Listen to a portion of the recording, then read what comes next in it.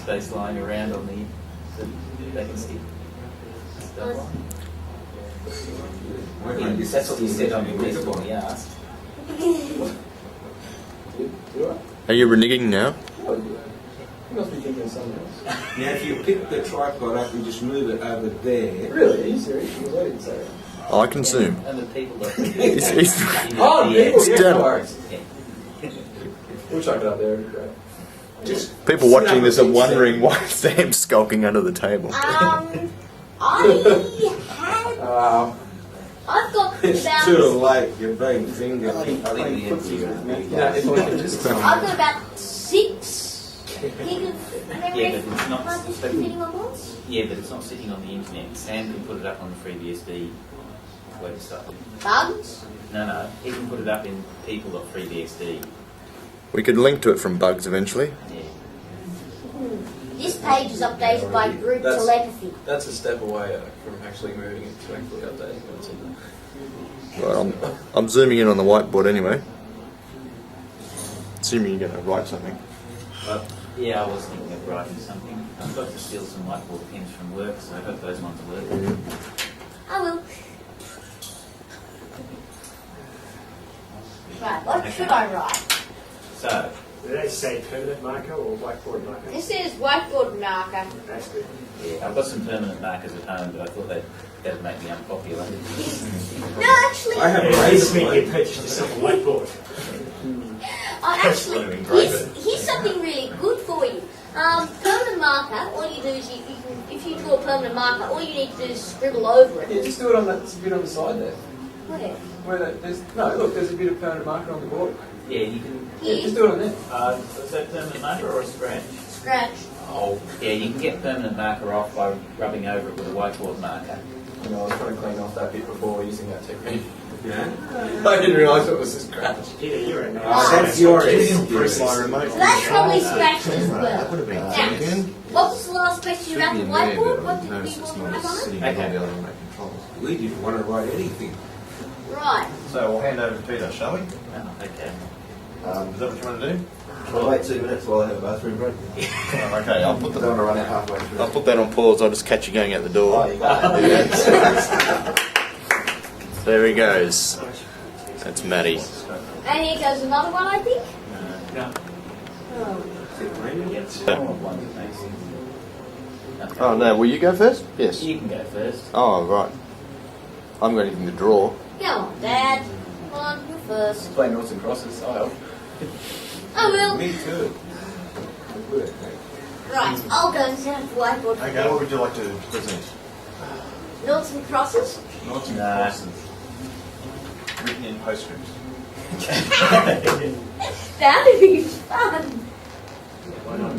Okay, how about what's the most bizarre thing you've implemented in a language for which it wasn't intended? I've got my favourite one that I always I've got tell. one. So what's the thing you've done, you've had to do and it was or implement in completely harebrained fashion that really shouldn't have been done that way? Anything I do in C just happens to fit that category. Oh really, you can do anything in C. I can't do anything in C, that's the problem. Oh yeah. I can only say, print to standard out, read from standard in, assign variables, do string comparison. I can't even get to X yet. Oh, well I'll show you how to load a shared library in a second. Lovely. I see. Come on, your talk now. Your talk on shared libraries. I know Using org or something like that. Well, I remember at uni some of the other students decided one of the assignments we had to do an interpreter for a Pascal's like language, and some of the students wrote it in COBOL. It's highly inappropriate, yes. Hyper wide angle lens would be nice here.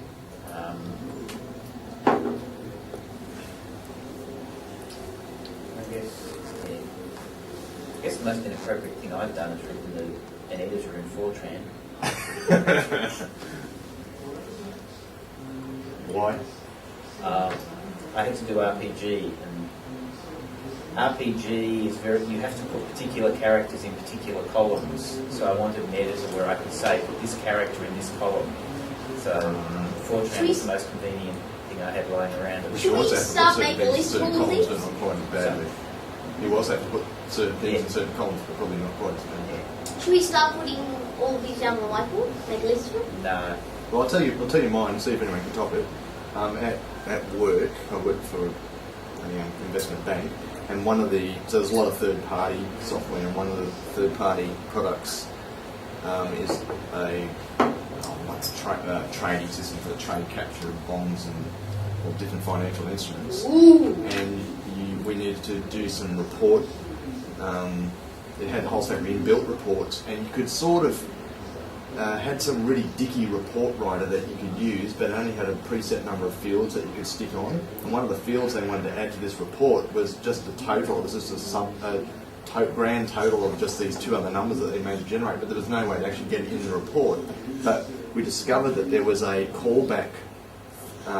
It generated PostScript, right? We discovered there was a callback into, like, the prologue that rips into PostScript and report stuff. There was a callback that you could add in your own stuff. So I guess you could do like letter heading or watermarking or other stuff like that.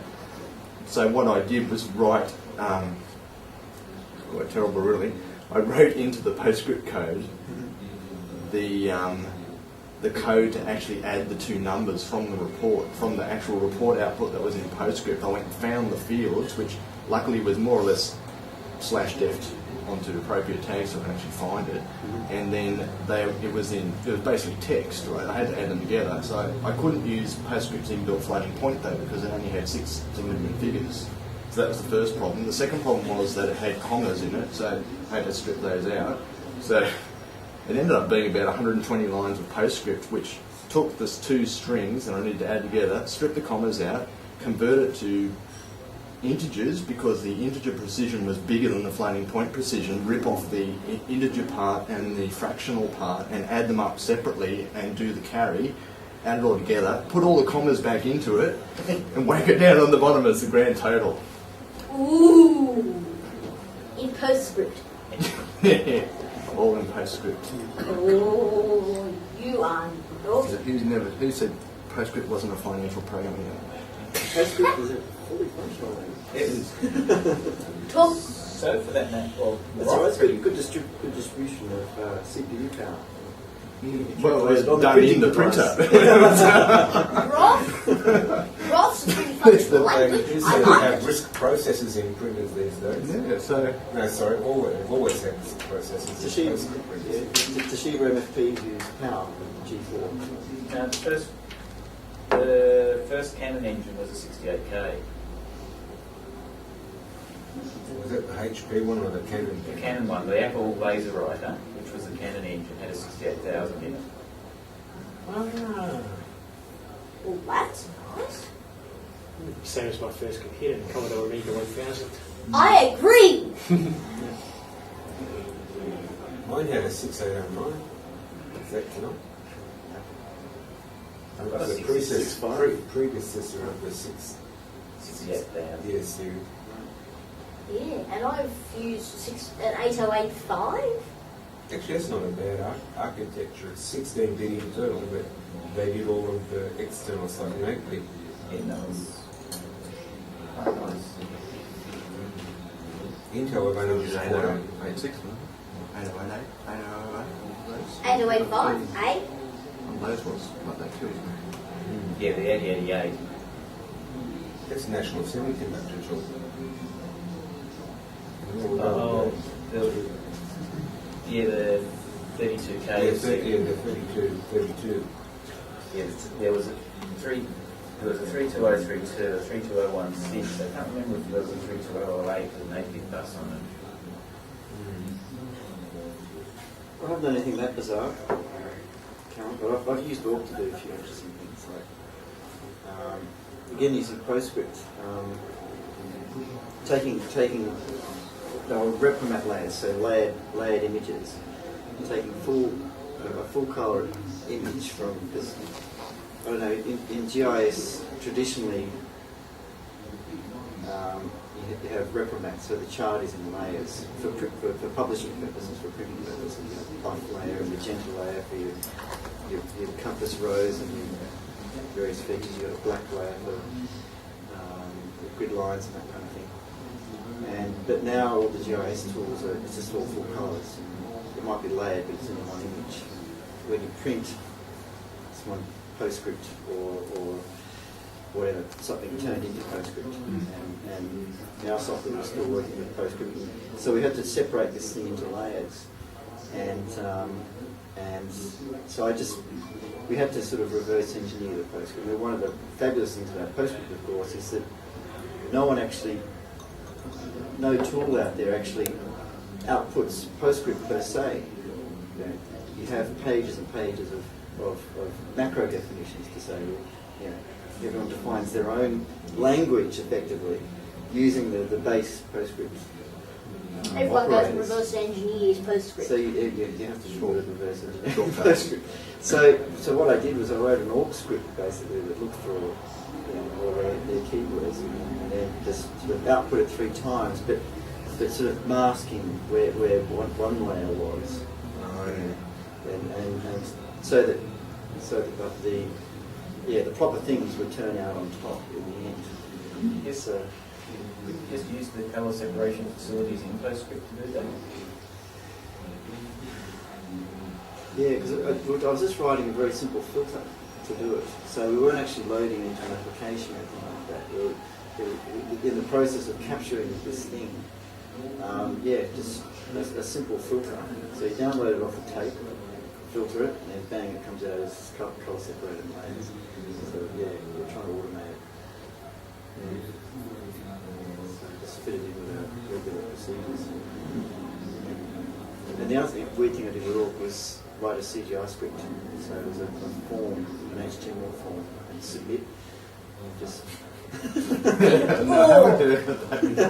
Orc CGI. That would have been fun. well, it was surprisingly little. Just a couple of pages of Orc code to do what would have been a lot more pages in Perl. Depends. How much, or how big was the form? Because you don't need to worry about any of the file handling or anything like that. With Perl, you can actually do. You say you can do Sorry, a. everyone. You can do a simple print. Oh, just actually doing the first presentation. Ready? Hey, Oi. They're all going to Okay. start beeping, are they? The good thing with Perl is that you can do this. Yeah, that looks very, very simple. Has anyone seen this? Anyone used here documents? That's from C. I can't remember what it's that's from called. Shell. Shell. It looks like Shell, but Taking it from a file. no. You're actually what I do is I say, okay, this is kind of like a document.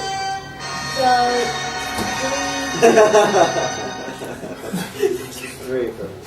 Okay, so here's my here document, and then I can insert my document here, blah blah blah blah blah blah, Oh, and then you got your and then I just say, doc.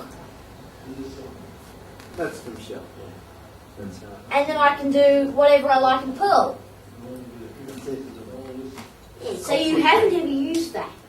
But it's neat in PHP. You can do the same thing. Yeah, So you can have do- You can have all your Remember- regular HTML your code in there. Yeah. But remember, PHP Basically, is, all they've got to do is open and prints. but remember, in PHP, all you need to do is this. Wait, it's PHP too.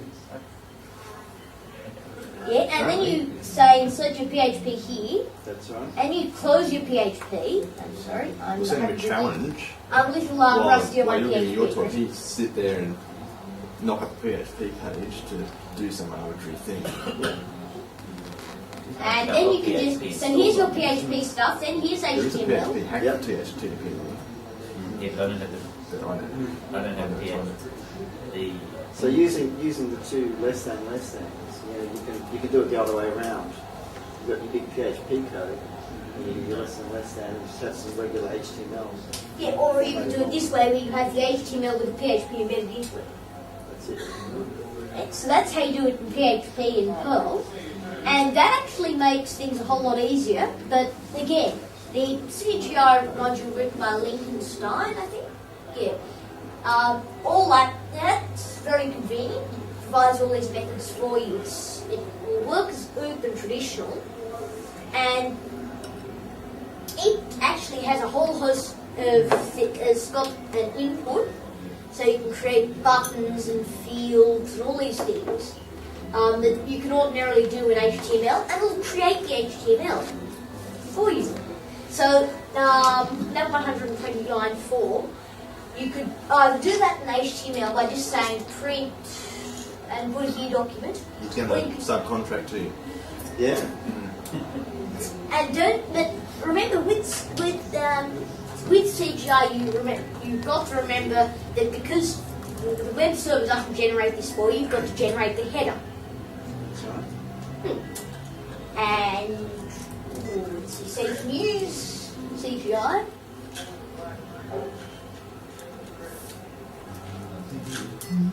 PHP does it for you though, isn't it? Supposed to. Well, PHP, because it's a CGI. In Because fact, it started- PHP will even generate the error message, like syntax errors for you in nice HTML.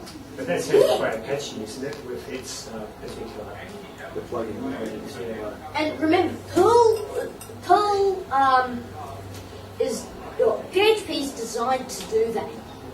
PHP was originally designed as a web language. That's right. That's why PHP is actually short for. We're good at acronyms in this group. We are. On IRC anyway. TLS, yeah.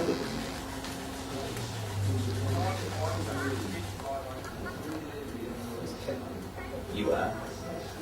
But you know, I the don't fellow. know. It's a reverse acronym. Well, no, it's a Recursive. Recursive acronym. Yeah. But what's the Didn't name you of the use fellow like- who came up with PHP? I can't remember his name. I saw him speak at a Linux consortium years ago, and I think he wishes now that he didn't call it PHP because he works. At the time, he was working for IBM, and he wasn't able to push PHP within IBM, and he explained he thought the reason was because it didn't have a J in it. So if he had his time again, he would have at least had a J in there. Why? Because, well, Java. So it's Java. Or a small E Very in the big on front. IBM. Well, did you actually know that you can do CGI The with Java? PJP, he would have been on the winner. You can actually do PHP with Java. PHP or CGI? I'm sorry, CGI with Java. Only if you've got a servlet in And it. XML. Anything, any language can be CGI. Yeah. Provided it can write output. That's it. That's all it There's is. not too many languages that can't. And read environment variables if you want to get Algol. I want to see Could someone use produce CGI and that Well, null no, Algol itself has no IO defined. the white space. I don't. Well, I guess assembly language doesn't really. I mean, Retail.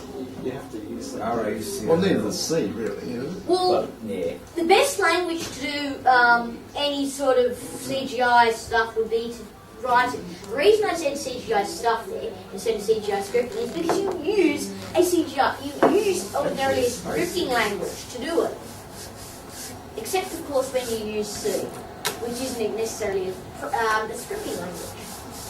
Because when Microsoft took over Hotmail, they wanted all their Windows machines running Hotmail, and there was FreeBSD with Perl scripts, and Microsoft said, "Oh, well, we have to perform better than that." So they recoded everything in, I think it was C# or C++, Yeah, that went 5 And they- times slower. and they incorporated as modules into IIS. So it was running, Close to the bone. close to the bone. That's right. And remember, It's like, whoa, we outperformed FreeBSD. Well, What about Ruby on Rails? Anyone play with that? not really, no, I've heard I about saw it. that they have a nice website. Yeah. Oh, that's right. Yeah, I did use it a while back. If you believe everything you see on the web page. I actually did have a bit of a look at them. Oh, yeah. If you want someone to talk Just to on my about head. not believing everything you see on a web page, talk to this man.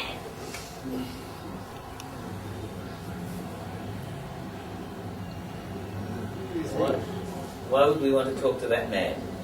Well, if you believe everything you see on a web page, if you do believe everything you see on a web page, talk to him. Have you like got his phone number? Or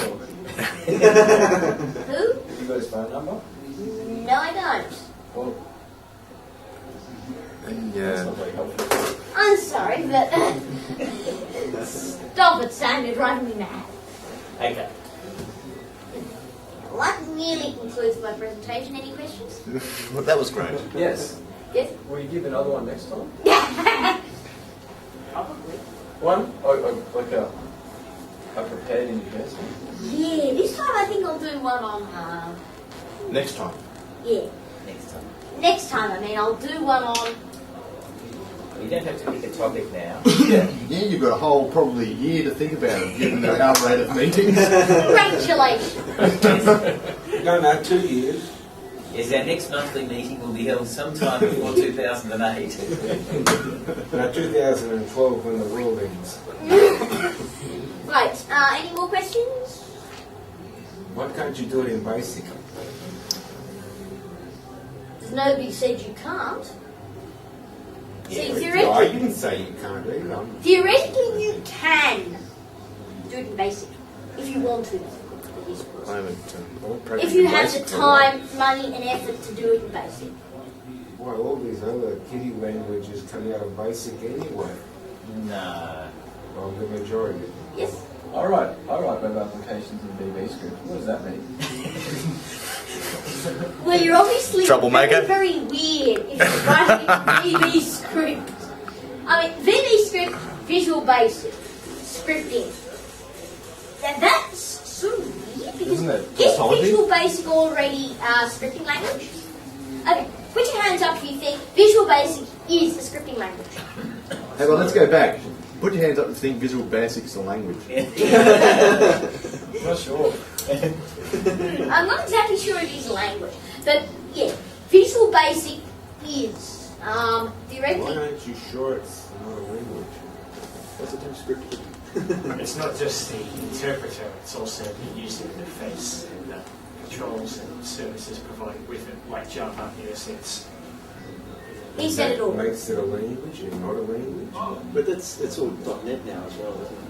So that means Where I work. BASIC is no longer a language. We're going on ASP. A component of it is the language itself, yes, and there's a few different variants of it, like you said, Visual Basic Script, which is not regular Visual Basic. And then there's Yes, Yeah, also that's a whole- it's a sort of like a cut It's down. like how JavaScript's not regular Java.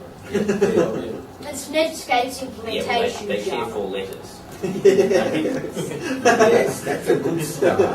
That's about all they share. That's right. Something that I would actually recommend writing sort of web applications in is Perl. I don't know why, but I like Perl. Because you know it. Yes? I wrote a web application in Perl. Yeah, did it work? Yeah. I did it in Perl ASP, actually. Because That, I didn't want to write it in VB script. somebody's talking. Yeah. We're all talking, I thought. I reckon you should check out Org. I reckon you should check it out. I've looked at a bit of more. Looks like Perl. I don't really like it though. Have you tried writing a CGI script in Squeak? Now there's Actually, Snowball would be better. Steam. Hasn't learnt Snow. Isn't that a dialect of Lisp? That's dialect is small talk. Small talk. No, here's something that you could write web applications in. They've actually released a new version of Snowball, actually. Okay, I never got around to learning that. That's something you can write web applications in, and effectively anything else if you're careful. Well, any Turing complete language you can write in. uses it? Yes. What's that a dialect of? Lisp. What? This, Yeah, Lisp. Written by Gerald J. Sussman. and American professor at MIT. Wasn't. Scheme was designed by a couple of people. Guy, Guy Steele, yeah, Sussman, not sure who else. yeah. But How did it end up in GIMP? the GIMP, I'll tell you. MIT seemed to embed Lisp-like languages. A lot of the MIT stuff, a lot of the Free Software Foundation stuff have it because I'll tell you what it is. Stallman's Stallman's one of the original Lisp packets. Oh yeah, well he did Emacs. Yeah, Yeah, and he wrote Yeah. himself an Emacs in a Lisp dialect. But here's something. Wrote the first Here's the version of reason. GCC in Lisp. Here's the reason. well, Here's I the just made Emo that up. down. if you look at some of the internal the machine definitions, they look a lot like Lisp. Yeah, the 36 The MD files. 36-bit architecture. Oh no, I'm thinking about the GCC machine description files are very Lisp-like. Well, now you were talking about Scheme being in the GIMP and effectively everything else that FSF wrote. Well, let me just see if I can name a couple of programs. NuCache. I know. What else runs Guile? Well, it uses Guile. Yeah, Guile. But Guile is effectively a dialect of Lisp Yeah. because via Scheme.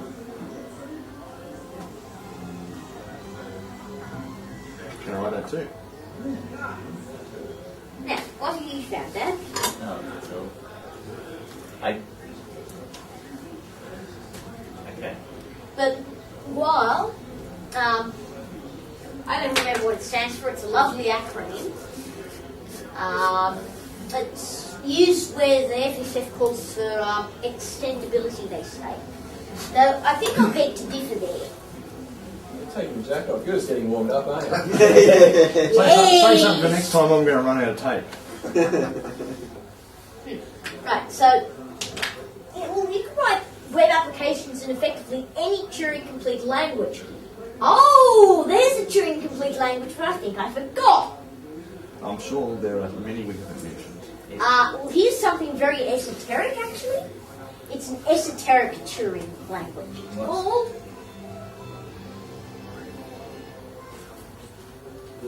Yes. This is not Terry Pratchett inspired, is it? Yeah, in fact it is. Is Because there should be an extra ocean. Exclamation mark part of it? Yeah, from memory it is. It's a port. There is a port of it. And Ook has only 8 commands. Library. Ook just happens to only have 8 commands. Point-side version. It's not object-oriented by any chance. No, it's not. It actually, syntax looks quite a bit like this. What's lane?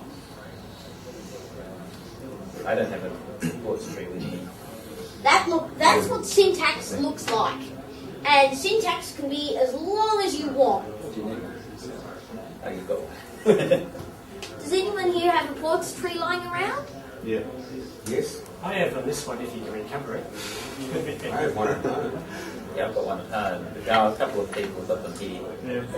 Yeah, I've got the 5.5 and 6.1 if you want it. Okay. Got the disk files? There's a book in there. Like I said, Yeah. Have you got Wikipedia? Or look at Lang or on Wikipedia. Downloaded the whole of Wikipedia. Is it under 16 Is gigs? it under user Well, ports look, lang or user You ports can bizarre? probably make it. It's not under user port slang. User ports and I MISC. thought it was, okay. I was sure there was a port of it. Look at index. There's a few other odd. That's what makes searches for. There you go. Do you want to be a port maintainer? Not many books. User ports lang book. There you go. Okay, maybe I'm wrong about it being a port. What's the other Congratulations. weird one? There's a few weird ones in there. White space, I think. Malbol, which is the white space one. Yeah. Oh yeah, white space. Malbol, yeah. And there's another.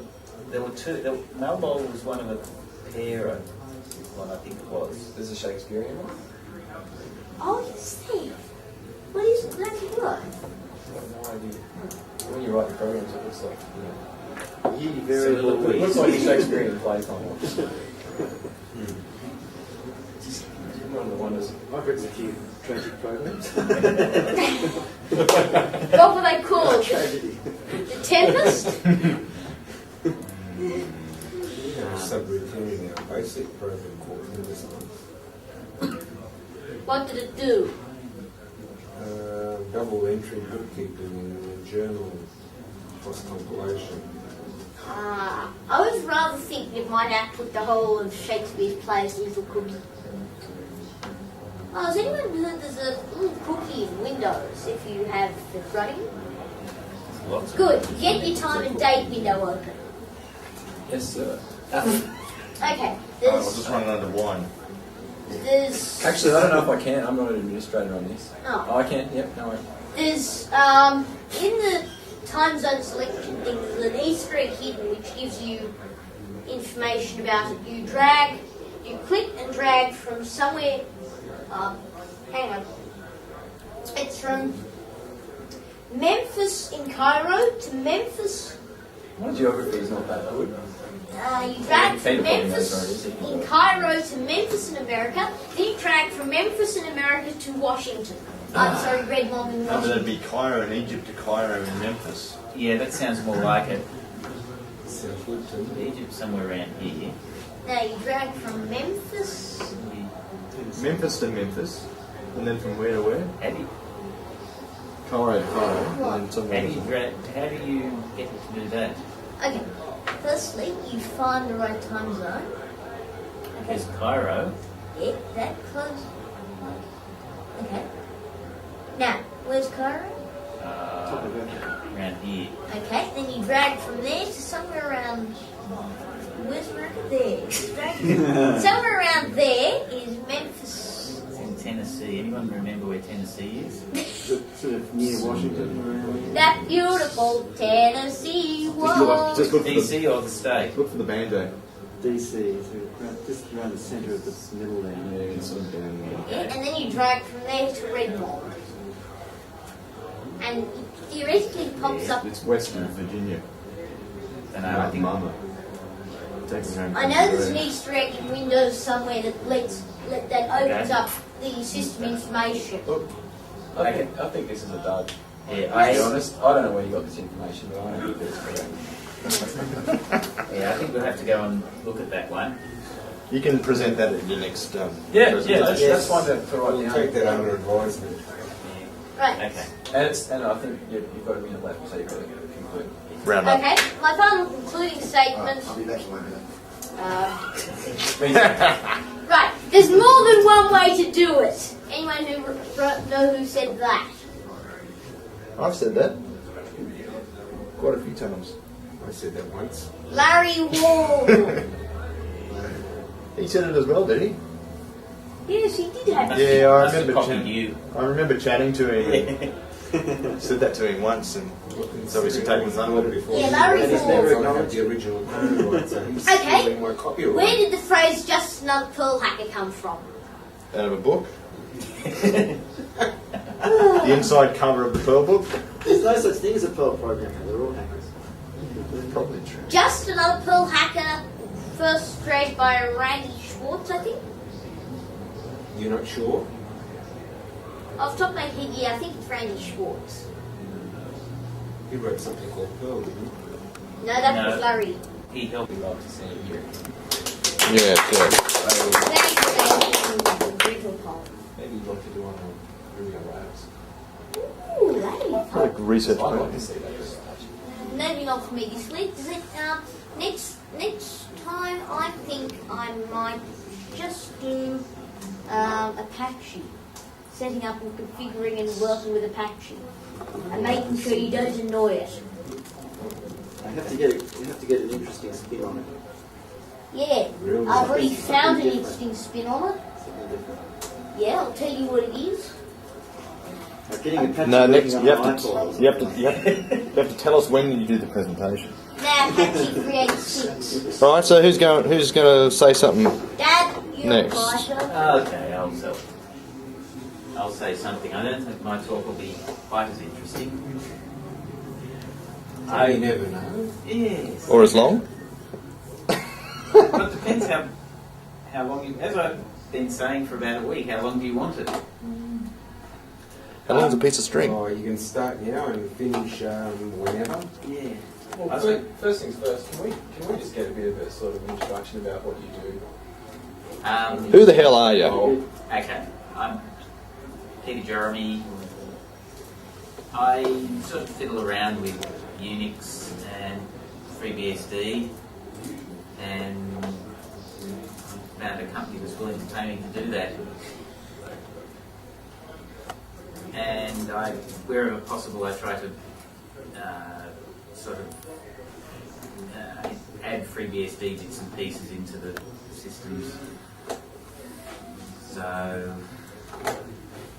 I guess I'm the primary administrator for something like 70 machines, which is a mixture of Sun's HP Alpha servers and 364? FreeBSD boxes. He's full, I'm afraid. And what I was going to talk about now was work I'm doing using FreeBSD to simulate WANs. I guess go back, this started in around 1999 when the project I'm working on had just finished delivering the first couple of systems to customers. And two of the customers noticed that the systems that we delivered didn't quite behave as fast as they were expecting, and we noticed that the systems were behaving as fast as we wanted to in our model, and suspected it was something to do with the fact that in the field they were distributed between Sydney and Melbourne. So I guess our model started off looking like we have it's built around a distributed database. So you've got a management host which connects to a variety of effectively real-time servers, and there are several of those, and the management host has got a master copy of the database which gets replicated onto all of these servers.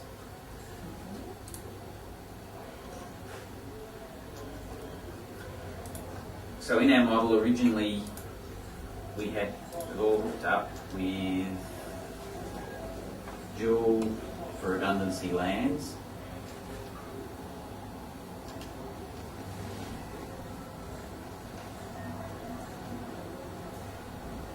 So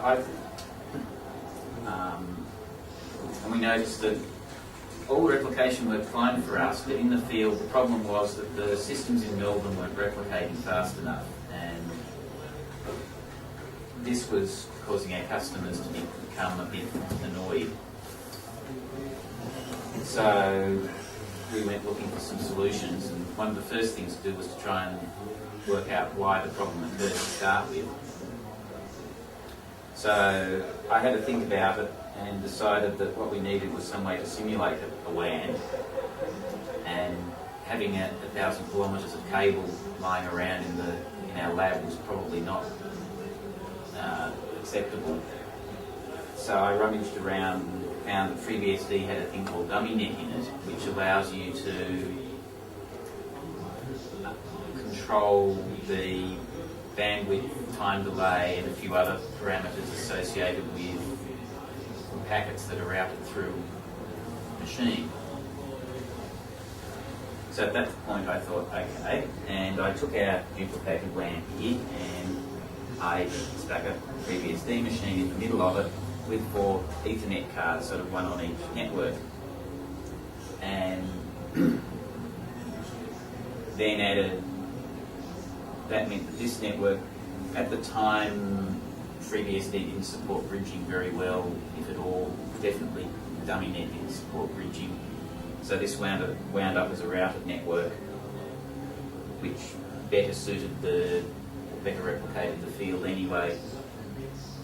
I'm sorry, what year was this? of 1999, 2000. Okay. So that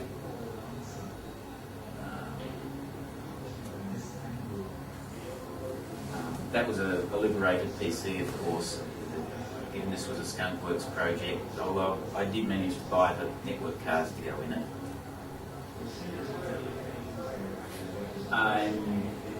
Then I used network address translation so that as far as our corporate network out here was concerned, that machine looked like it was on the corporate network, and then these machines saw it as being on a separate network, so that I think I had it rigged up with these machines would see this machine on its physical address while the rest of the world saw this machine at a translated address. I may have done that a bit later. And that worked okay for a while until...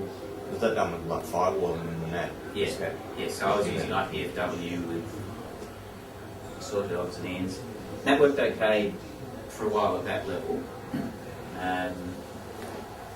But then we started to get a new version of the software that we were developing on, so we were going to have to build a second model, and the system was growing a bit, and we'd also exceeded the number of addresses that we'd been given off the corporate network, so we were going to have to go through a full readdressing anyway. So I wound up being given a Class C address of my own and to do whatever I want with, and switch so that instead of having the corporate cloud feed in to one of the sets of servers, the corporate cloud just feeds straight into the NAT box and everything's netted. And then I started adding a few more networks hanging off it with separate machine talk. How many cards has it got now? Well, actually at that point, once it reached the point where I knew I was going to have to start expanding it, I realised that adding physical cards was going to get a bit difficult. It only had I think it only had 3, 4 or 5 slots in it, and I sort of used them up. So I went reading again and discovered that VLANs had just been added to it. So I thought, oh, this looks like fun, and switched so that instead of having massive physical NIC cards, had one NIC card running a VLAN trunk into a switch, which did all the hard work. And things have sort of grown a bit. This was, as it originally started, we had a couple of 100 meg hubs hanging around. Once I moved to VLANs, I started needing intelligent switches so I could play with the tags on each port. The bandwidth requirements have gone up a bit since one of our latest, or some of our latest projects actually have 155 megabit WANs in them, which meant that having fast Ethernet as the backbone wasn't really going to cut it. So, and I'd also noticed that having a single Pentium 233 here was running a bit out of steam. Anyone who's used IPFW NAT or NATD will be aware that it's relatively sluggish because it runs in userland. And so all the packets going through it have to come out of the kernel into userland and back into the kernel. And that's a bit embarrassing when you've got lots of packets floating around in a slow machine. Plus the fact that I only had one of them meant that it became sort of a single point of failure, which having it fail can be a bit embarrassing when there's 100 and something developers saying, where's our model gone?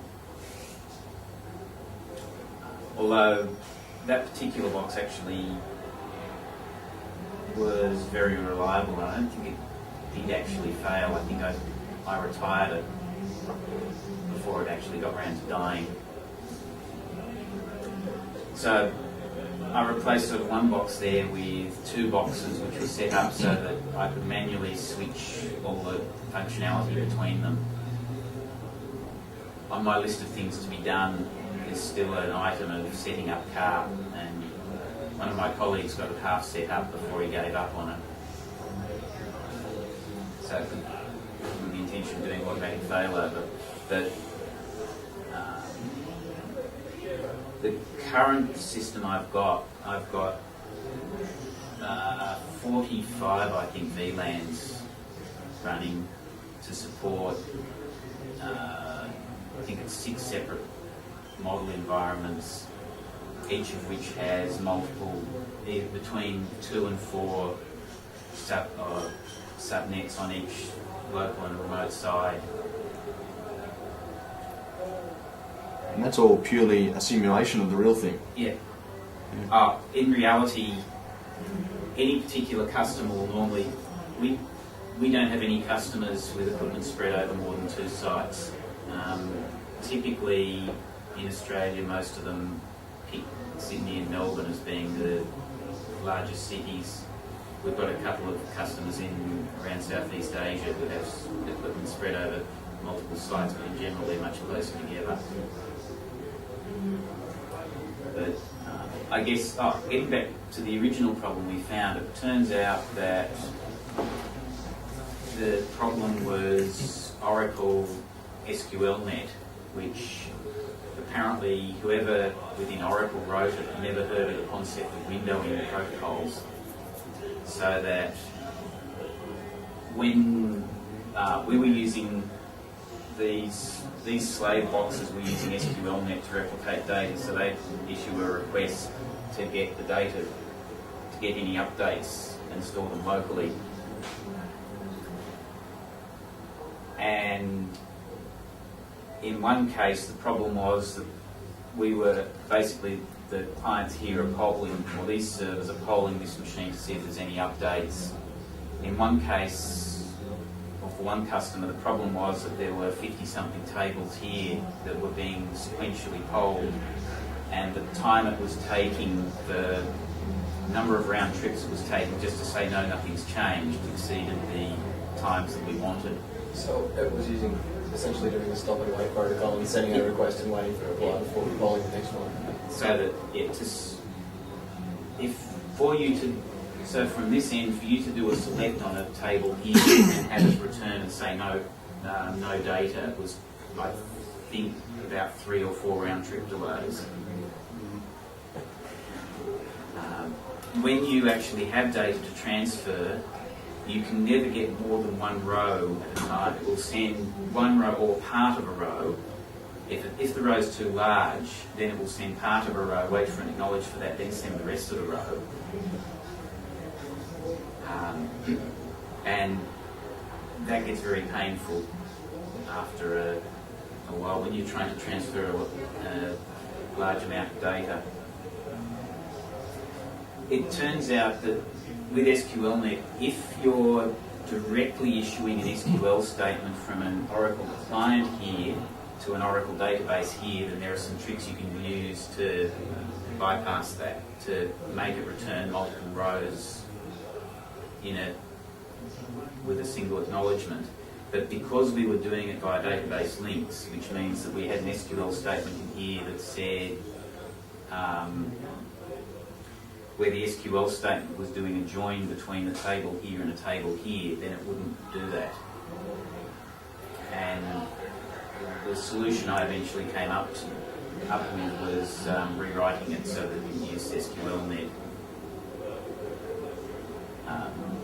So that instead of replicating via SQLnet, I wrote a separate client-server process so that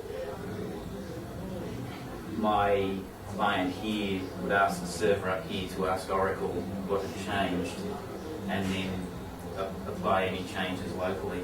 That's a bit sad for Oracle, isn't it? Is that still the case, or is that just an old version of Oracle? That was with Oracle 7. Oracle 8, they've redesigned SQLnet, and I think it may be slightly more efficient. I haven't looked into it because, my solution worked for a while, and then a different solution, some different work was done elsewhere in the company to try and resolve the problem. But by the time I'd finished my work, I could replicate data over a WAN faster than SQLNet could replicate over the LAN, which I thought seemed to solve the problem.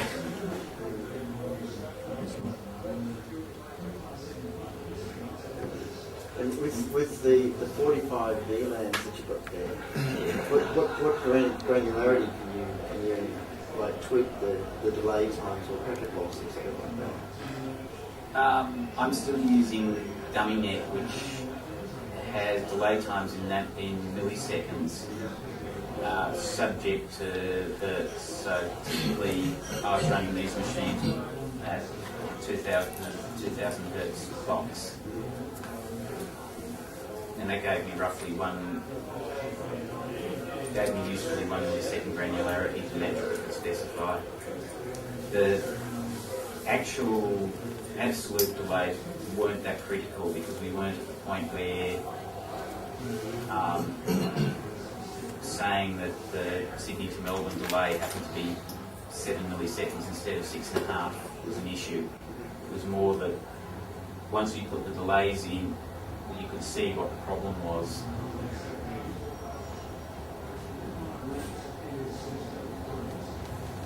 And that's also the core box current block. I've recently split the functionality, the NAT functionality from the WAN functionality. So the NAT functionality is running on a Spark, well not a Spark, but a Sun Z20Z, which is one of their AMD boxes.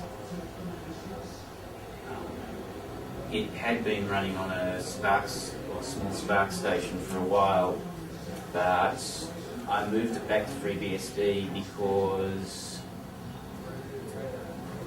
I'd moved to, for compatibility with Solaris, I moved to running IP Filter, and on Solaris, IP Filter and TCP checksum offloading don't work together. And so that on a V240, I was maxing out at about 350 to 360 megabits a second through the NAT box, and that was delaying the backups which are all going through there. So I moved on to the V20Z, and I'm not quite sure what its limit is because I ran into problems trying to get more than about 800 megabits a second into it from outside. The graphs I've got showing the backups show that it seems to happily run at over 800 megabits a second. And at the same time, it's actually the machine itself is actually responsive under load, whereas the Spark station would sit there presumably running at 100% kernel time and look totally unresponsive to anything else. The WAN functionality is currently running on a Pentium 3 split between a pair of fast Ethernet NICs, again to give the bandwidth that some of the groups wanted. I've actually got some MRTG graphs which I've fetched and stuck on my web server. Okay, what are they called? I can see them. Don't know what they all mean. MRTG, WAN or model? The WAN, if you look at the model, Okay, model first. Okay, MRTG index page, here we go. Which one are we looking at first? the model Model. Okay. model is actually my whole model network. O30. Yeah. Although I can insert Oh, this later. 130, I mean. Sorry. That is. Okay, model. I'm sorry for the two of you that didn't come. You want to come around where you can see it? Okay. So, at this stage I've got about 10 24-port switches to support the network. MRTG, that's What's your IP? managed. 10, 1, 0, 130. What does MRTG stand for? No, multi-router traffic graph or something. It's a graphing tool that was developed in. It's in the ports tree anyway. It was developed as a tool to monitor traffic through routers. Although Move the laptop towards Jonathan. Sorry. I thought you were just showing. Does it's okay. I wasn't going to talk much about MRTG. Does SMTP gets on the target device and then graphs the result. In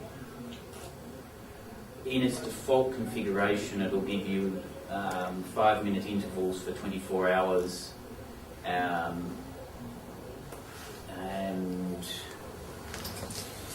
there are a couple of other graphs below it that will give you, I think, 30-minute intervals over a month and 1-day intervals over a year.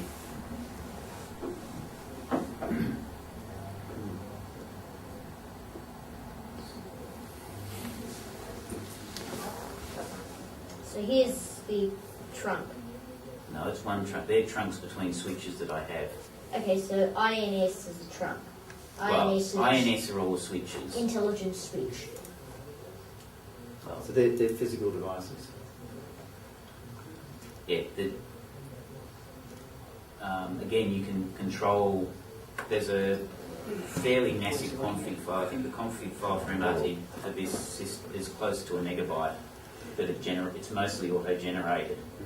So there's a config tool that you basically point it at your switch. You tell it what switches you've got, and it goes and pulls the names out of the switches and glues them in as titles. I've gone through and There's a lot.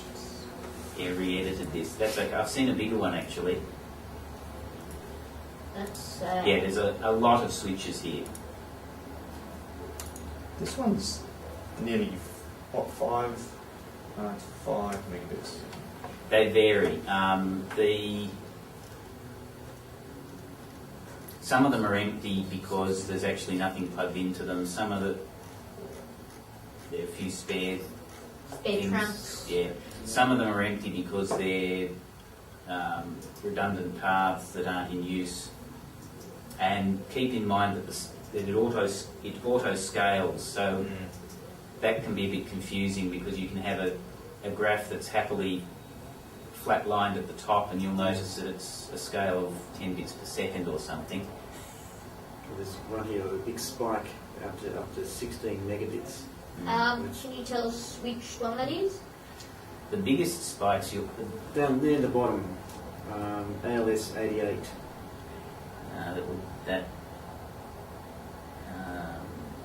You can tell me what the bit at the front is?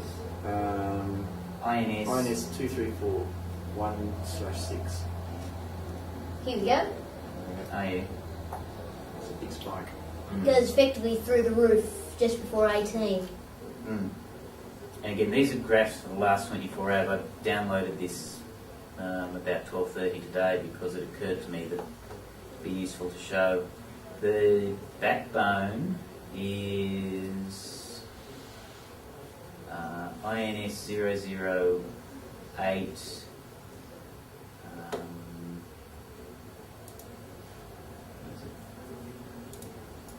1/22 is the main. Trunk to backbone D13-5. Yeah. Make it weird.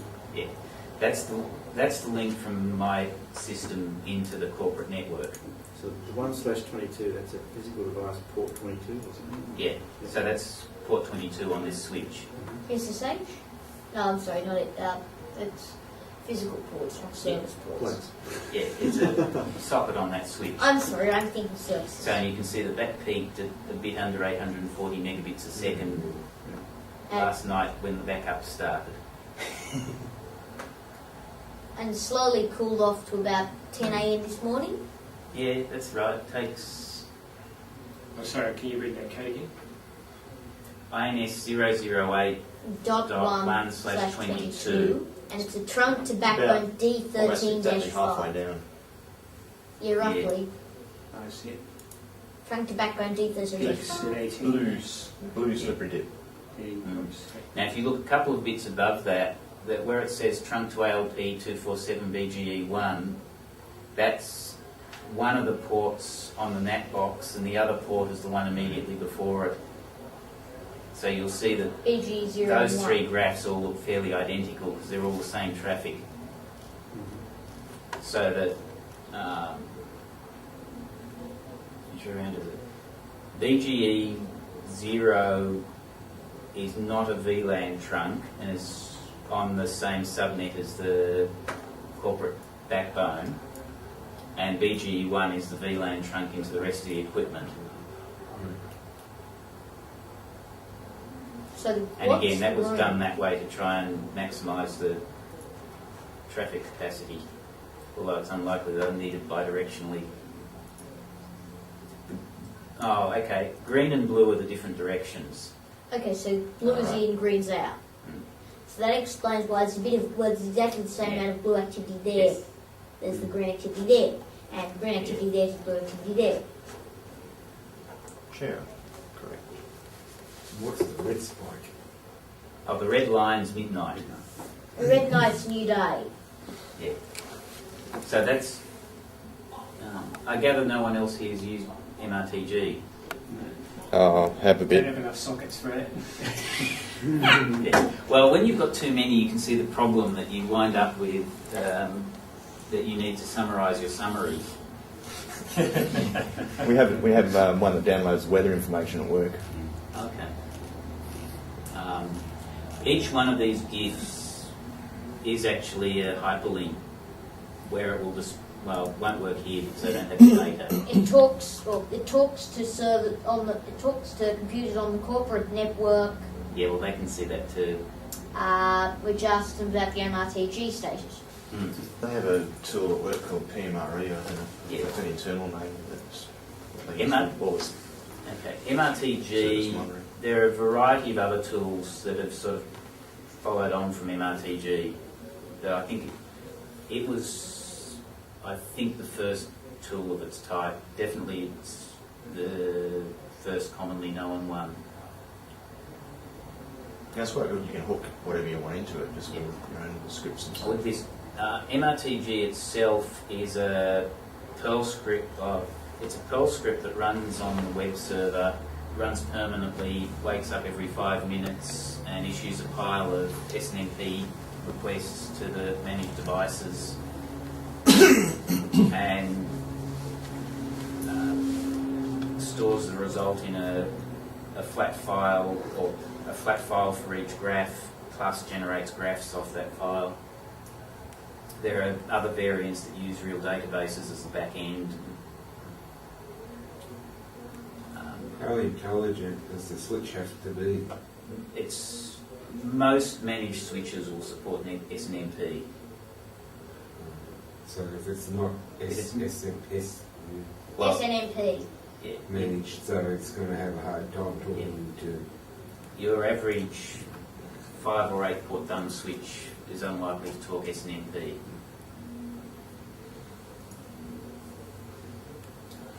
So 16 port dumb switches going to have a hard time. We're going to produce graphs for your home network then.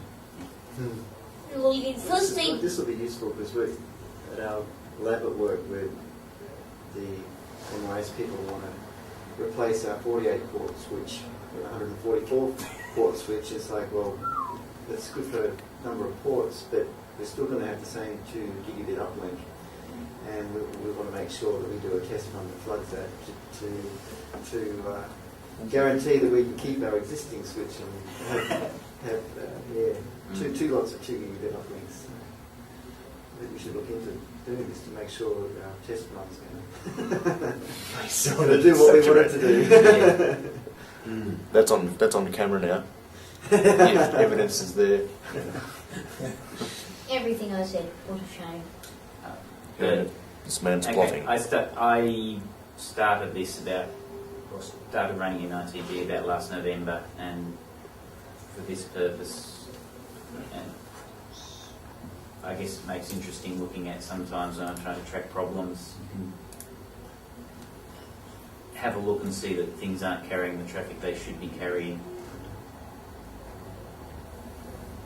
The other MRTG graph I've got is actually from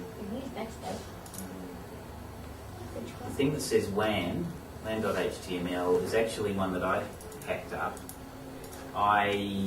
When I put the first WAN simulator together, one of the requests that came out of the developers was that during their load testing, they'd like a way to see how much traffic's flowing through the WAN. Primarily to ensure that the capacity figures they've told the customer to say, you need to provide us a WAN like this, is actually going to work in real life. At the time, I had effectively a single redundant WAN, so I just hacked up a simple server that ran IPFW pipe list in a loop and fed the output to a particular socket for anyone that wanted to connect. And that was satisfactory then. No one asked for it for a few years, and it occurred to me a few months ago that that sort of facility was useful. And since I had MRTG, that seemed to be a fairly nice way of graphing the result. The only slight fly in the ointment was that FreeBSD doesn't actually support SNMP.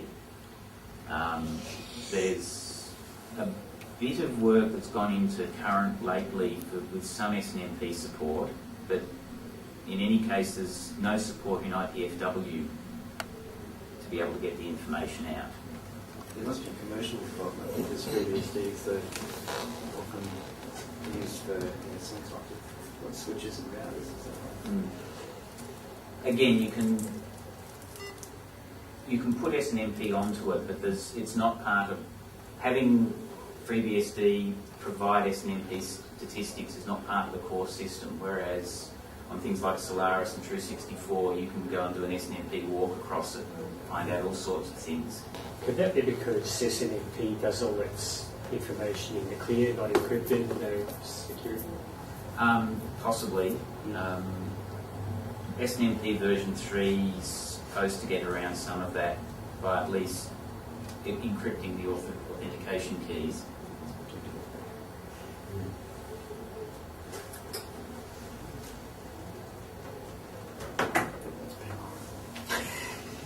Does it? Well, it's hungry. Feed me. So, Oh, Doctor Who's on tonight? Yes, that is. Tonight it's going to be the second part of that story there. not the feeding one, that's finished. You might want to That was a plug rip-off from Little Shop of Horrors anyway.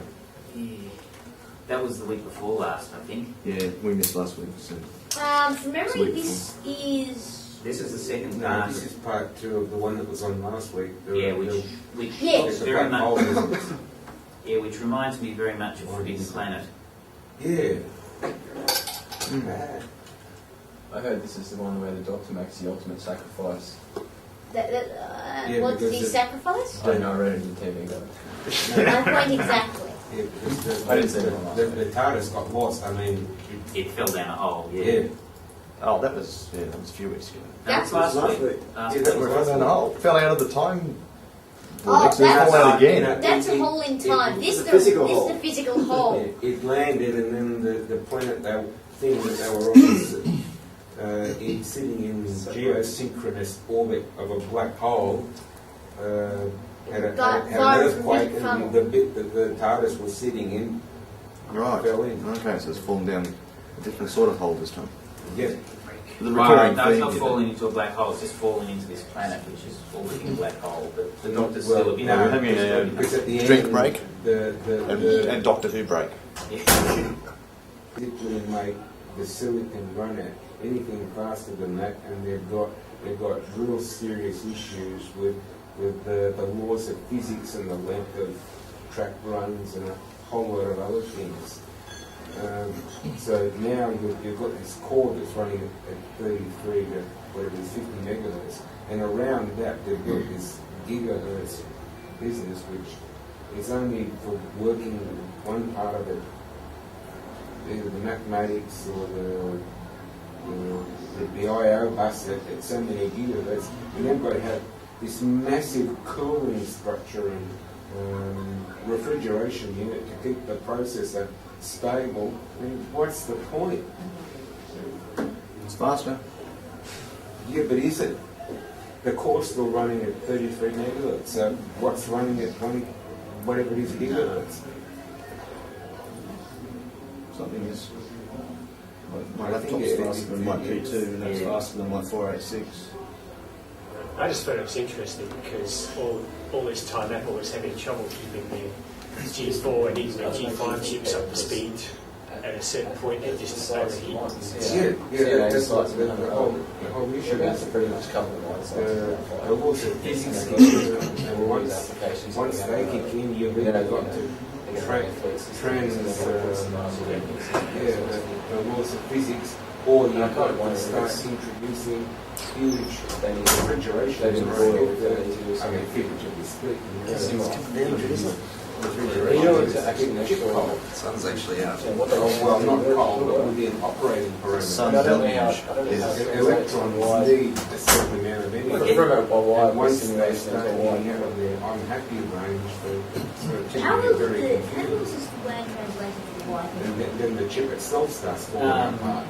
Might be 386. Okay, for a WAN, you've got much lower latencies. Well, I don't know. Yeah, This will probably mostly set up to be There's the new stuff. around 15 millisecond round trip time. Yeah, not yet, but they're working on it. You're looking at much lower, No, I put my air delays. 486 up against. but Now, a friend of mine bought his a lot of the problem you wind up with is machine the around, fact that and it becomes a another shared. chap bought another It's a shared 1.5 domain. gigahertz All of Dell the thing, and we clients connected it are up sharing to one set of bandwidth. my really fast network, 10 So- megahertz. And I thought the other. once you Someone take comes onto the edge of the consideration network, just stands on the network network speed, microwave, just sort of my 486 Right, was yeah. exit in and was says, processing "Hey, part, chewing through data at about 600 kilobit per second, whereas these multi-megahertz things, Peter, have you played with IPFW2 yet? the 1.3 Yeah, I cellular sort of- thing was managed to get 300 megabits. The per current second. WAN stuff is running using That was an IPFW2. IDE I sort of interface, and the other moved across. one, I didn't which was a didn't make the decision to stay with one or the other. I'm not using any IPFW2 facilities. 15-year-old, 14 But I think that it doesn't do the user land brand new top of the range thing. Yeah, stuff in the I, internal I kernel can't now, so see the value okay. So it should perform better? maybe, but I've effectively given up on trying to get when a it's NAT pass it's through not offering IPFW you before any IPFW2 better was performance. usable. Productivity gains is another possibility. Then I thought it might have been you that said that, it must have been someone else. Not sure. Yeah, I I mean, if I wanted to run made the decision that I'd switch to IP filter. gigahertz, This is before PF sure, came along. all of the stuff that I do, it happens in processor, On, not on previous do. and 50 megahertz is as fast as they go. I'd actually switched to IP filter because I knew that I was going to have to move, well, at the time it looked like I was going to have to move off FreeBSD unless I could, And I'm just Yeah, trying to get unless I could find some way of you're saying justifying that even a modern machine with actually like ones gigabit we've gigs got, in it. limited to a level of say 50 or Simply 60 because my gigahertz. bandwidth was getting beyond what I The could do real with fast core, Ethernet. the core of the processor is still running And IP filter gave me 30 or portability. 50 megahertz, whatever it is. Now it turns out Which that is the what's actually happened is that The front side bus. the original machines you know, are still there running this IPFW, front side bus and it's business. only the stuff No. that I put in since that I've actually used IPFW. They've actually got three buses. Well, One the runs plan at was so to many actually migrate hundred from to IP megahertz. filter. The other one runs at 1.4 or 2 At or least 3 for the net side, gigahertz. The dummy core net of the processor is will still be running running IPFW. at 33 megahertz. You But started when this in the IO 99, I think. side of the 99 process, 2000. which actually talks to the physical mass, that's It's still still- limited to either 33 or 50 metres, Still pretty much the same sort of situation. which is the physical speed, Except things are speeds up. which Things is are what sped up. ones can run around. The environment's the The rest of the same. computer. Definitely the sort of So this one point, developers and testers however like many the idea of having that's a, only an just internal environment that processing, more which accurately is not reflects what they're going to be where all stuff installing happens. into. And some of the video cards now, they've got processors that have got more grunt than the Intel Because processors. it doesn't, it lies and it's very Libraries now conservative. that utilise the. Well, they won't have to water their green. I want to know what it's Swimming. Yeah. Would anyone like to go swimming? Yes, they'll be holding swimming there. Did someone posted on the IRC channel, didn't they, that thing about Intel processors? Was that, or the future where processor design is going? Was someone who used He quite high was up? involved in. Was that you that posted that? I did post it, but not originally. Someone else made mention. I think it was you, Peter. Well, it wasn't the channel, wasn't it? Anyway, it had a link shooting off to this last of the IBM mechanical computer series Yeah. of the relays and stuff. That's right. And I remember this guy, Clanky, talking, Bill Gates and Yes, Paul that Allen. one. Yeah, that was me. I posted that link. Yeah. Yeah, I thought it was Has anyone this, I seen don't it? remember. Has anyone seen the Utah's handbook? Yes. Might have glanced I at it. have a copy of them. Anymore? Come out from Stanford or something. I believe it's a really good book. I agree. Chapter 13, I think. Yeah. It's gone from being just sort of It is. grassy water to just water. What? Yeah. It's damp outside right now. Well, it might start Has anyone got a raining bodyboard? soon. Might start Yeah, a raining tow soon. rope? I got my mistress with me. Skimboard you could use it, couldn't you? Yeah. She wanted to- Anyway, his article also had a paragraph or two on how Intel, in their effort to keep their jobs, came up with this new policy of rejecting people who are overqualified. And I don't know what that buzzword they used to describe it was. But, Yeah, these days you can't, doing less with less. yeah, these days you can't be underqualified, but it also doesn't pay to be overqualified. Yeah, here we are. Yeah. Superstitious learning in computer architecture. You've got a copy of it. I've got a copy of the link. Okay. I don't have the web page. Unfortunately. It might be in my browser cache. Take a look later. I've got the URL. I can. As was pointed out on several occasions, we have no telecoms here. So superstition on computer. It's like you use telephone company. But- See, You've got a Motorola phone. Actually, I guess I could look in my You could browser. use that as a modem, but we still need a I don't dial. use this one. And it's the first time I've been on the 3 network since I've actually, Right. because I live in Newcastle, which doesn't have any coverage. So Oh, you could get it. Yeah, you could get it just north of Hexham. We used to come in range for the old. Oh, that was the old CDMA one. yeah, that's gone. The 3 It's all, CDMA. it's they've only got 3G in the city. It's just on Telstra. Yeah, what a shame. Hey, That you was said all that back, political, please. by the way. Politics. Never appointed an American to run an Australian company. computer architect.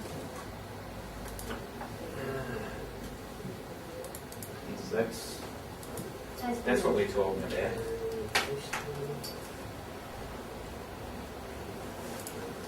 I guess if anyone wants to listen, I guess everyone's got bored with me now, so I'm not bored. Board? I've learned something. What have you learned? the other thing I did a couple of months ago was I decided to put MRTG onto the WAN. I did that by hacking some tools that would let me pull the IPFW or the DummyNet statistics out and Who's got Dendrite? report them via SNMP and then just use MRTG to read the SNMP. And I've got, so again, I've got some interesting graphs that mostly look like straight lines. Laptops, laptop users. How safe is this Wi-Fi cryptography business? Which I'm one? not using the encryption one- on that the one. one No that- one's using the wireless to my knowledge. No, I mean, Maybe not here, but generally speaking, eventually I'm going to be forced to get a laptop.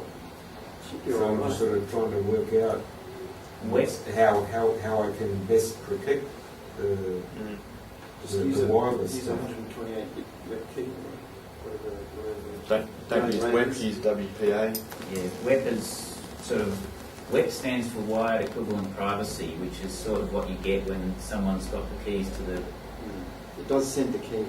yeah, but it's equivalent to, What are you doing? meaning that someone's got to have a sort of a pair of side cutters to get at the wires type privacy. Well, my idea of privacy involves a 20-foot air gap. Yeah, WPA.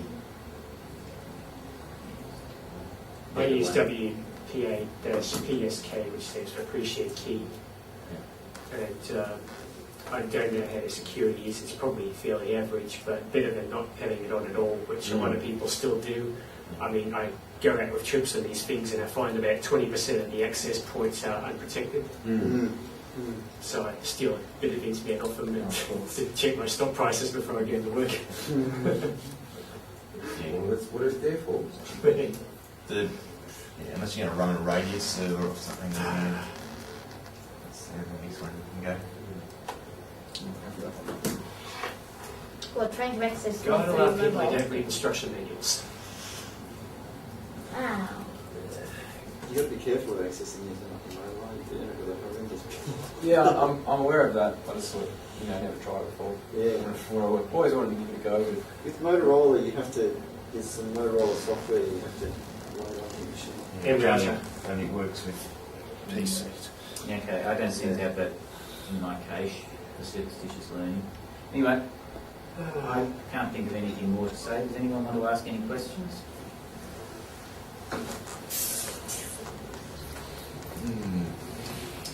If not, I guess it's... Oh, how come it was in 2000 when you did this, no, Yeah. 1999 or something? Yeah.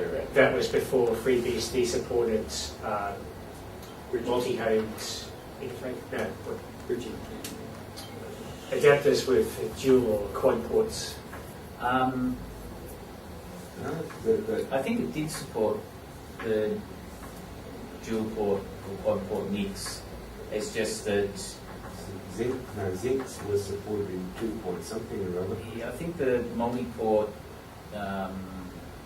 FXP type cards, the Intel EtherPower stuff was supported back then. It's just that initially it was easy to get 4 NICs, and when I went to start looking at expanding, it was obvious. I decided that okay, I could probably get a pile of quad NICs and go that way, but it was all getting far too messy and wasn't really going to allow any expansion in the future. Right. So it was easier just to move to VLANs.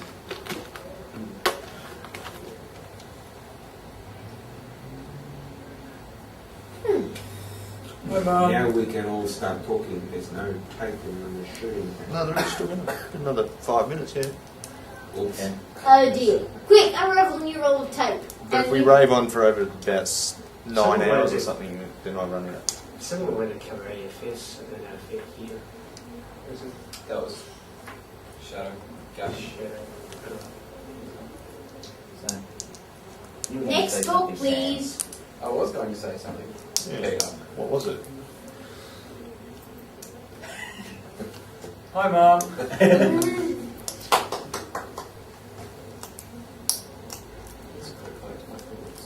It's going to take longer than 5 minutes? Yes. Okay. I don't know if I'll be able to stay for your talk soon. Yeah, I think My list is coming. I'm getting late-ish, so Yeah, Well, why don't I make it a really fast one? ultra mega fast. You've got 5 minutes. Go. That's not nice. Okay, this is on. Yeah, I think everyone who wants it's probably memorised it. Smart one. Oh, there's one for cleaning solution down there if you want to get the next thing. That's all right. That's plenty right. This is something that I was talking with Bart with before, and he can probably chime in at any time that he likes. He hasn't. Oh, you're going to He can chime in at appropriate time. you're going to give an introduction to yourself as well for the camera Oh, for all those people out there. That's 2 of these 5 minutes. Yeah. Well, I'll have to change tape anyway. Probably after the introduction, I'll be able to change tape. My name is Sam Lawrence. I'm a 3D Ports committer and also a maintainer. Various neglected ports. It takes a minute. In particular, I maintain a few ports related to spatial data, like GDAL, which is a library for accessing spatial data, and JMP, which is like a spatial data editor. And I've actually managed to find a bit of a way to carry some of this, well, some of the hacking and fun that I like to do at home over into my work. Because we have in the Hunter Valley, at the mine sites I work at, this is sort of the Hunter. We have Hunter Valley operations and Mount Thorley Warkworth, and then up here there's a mine site which is sort of near Musselbrook, which is here, called Bengala. And all of these sites have spatial information like aerial images, like sort of high resolution 2 metre or 4 metre flyovers that they've sort of paid for. You know, they pay surveying companies to actually fly over the sites and get these images and send them back. And at the moment they're accessing those through MapInfo, which they have only a few licenses for, and they've bought a product called MapInfo Expand, which is web-based access to this sort of stuff. So it's sort of, if you think like Google Maps, it's a similar sort of thing to that, except Expand is not quite so feature. Spectacular. Yeah, spectacular. So I had a request the other day from a HBO mine planner who came along and said, look, I've got all these images in the pits. Like they might go down into the pit and the geologist might take a photo of like a seam or a high wall, just so they can get an idea of what's down in the pit. And they really want to be able to pull that out sort of at a moment's notice so they can, look at what's going on or make some decisions on that information. So they've got these sort of aerial raster images of the pits, and on top of that they've got, point locations, which is essentially vector data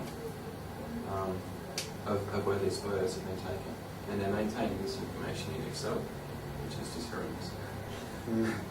They have like an Excel spreadsheet, and they have a list of all the images and the XY, and then they have on another sheet a scatter plot.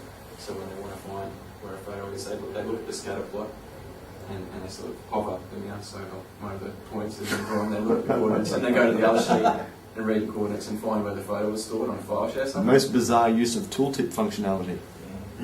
Excel is just the bane of my existence. Using SQL, I can make it even more hectic. MySQL has hooks for storing gist there, Arena. Yeah, so they sort of really wanted to be able to look at this information and then to be able to drill down and fetch these images out really, really quickly. And that's where I sort of came into sort of suggesting that they use a map server, which is something that I'd used previously in the uni project to do a sort of an online map system for the uni. And we had really great fun doing that, so this is an opportunity to get into my work so I can mix that work with play. And enjoy yourself. Yes, and achieve fulfillment. And I've actually got it running here, although I did have no option in running it on Windows. You could do this on previously. So if you just want to point your browser to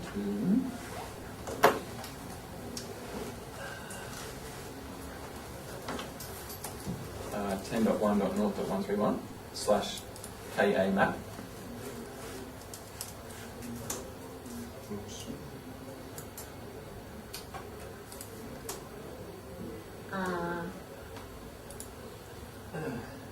Does it help you? I'm not getting. We're not receiving your. Have a look at what Apache's complaining about. That's an appropriate time to get that going while the tape runs I'm out. not even pinging 10.1.0.131. What's it running? At the moment.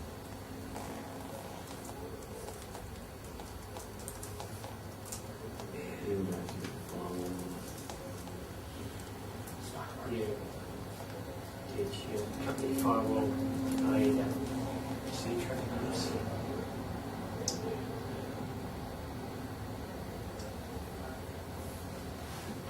I think you might even be having trouble accessing yourself. Yeah. Yeah. Interesting.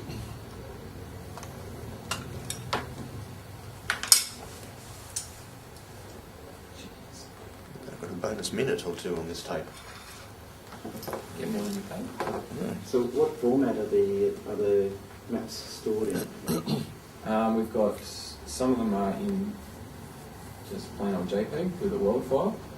A world file sort of like is an extra file which comes along with the JPEG just to sort of specify the extent of the image so you know where to stitch it onto the map basically. The others come as ECW, which is it's an open format, right? It's sort of proprietary, owned by ER Mapper. Ubuntu 6.06 for transport. Actually, IBM has got a database that they released to the free software community a couple of years ago that will do what you want, Sam. Yeah. It specialises in special data analysis and recognition. I'm just desperately trying to remember what it's called. They made a big song and dance about it. Most of the hardware's half standard anyway, if not standard. So it detects features, roads. Yeah. Use Yeah, and it does all of that, and the back end of it is DB2, Naturally. which they also released to free software, I think. All files. Yeah, they've got Doesn't developer. show us. They've got a developer edition you can download for free. Yeah, Yeah. yeah, and the OS2 version works very well, very good. Right. Even on the 486. I just can't think of the name. But yeah, it takes. A list of approved things. Yeah, I've got a friend that works in Telstra, and their standard operating environment is Windows 3.11. It's not quite that bad. No, they've got some sun stations and this, that, and the other thing, but they tried to negotiate to upgrade to Windows NT, and Microsoft told them that they would have to pay the normal rate for their upgrade licenses.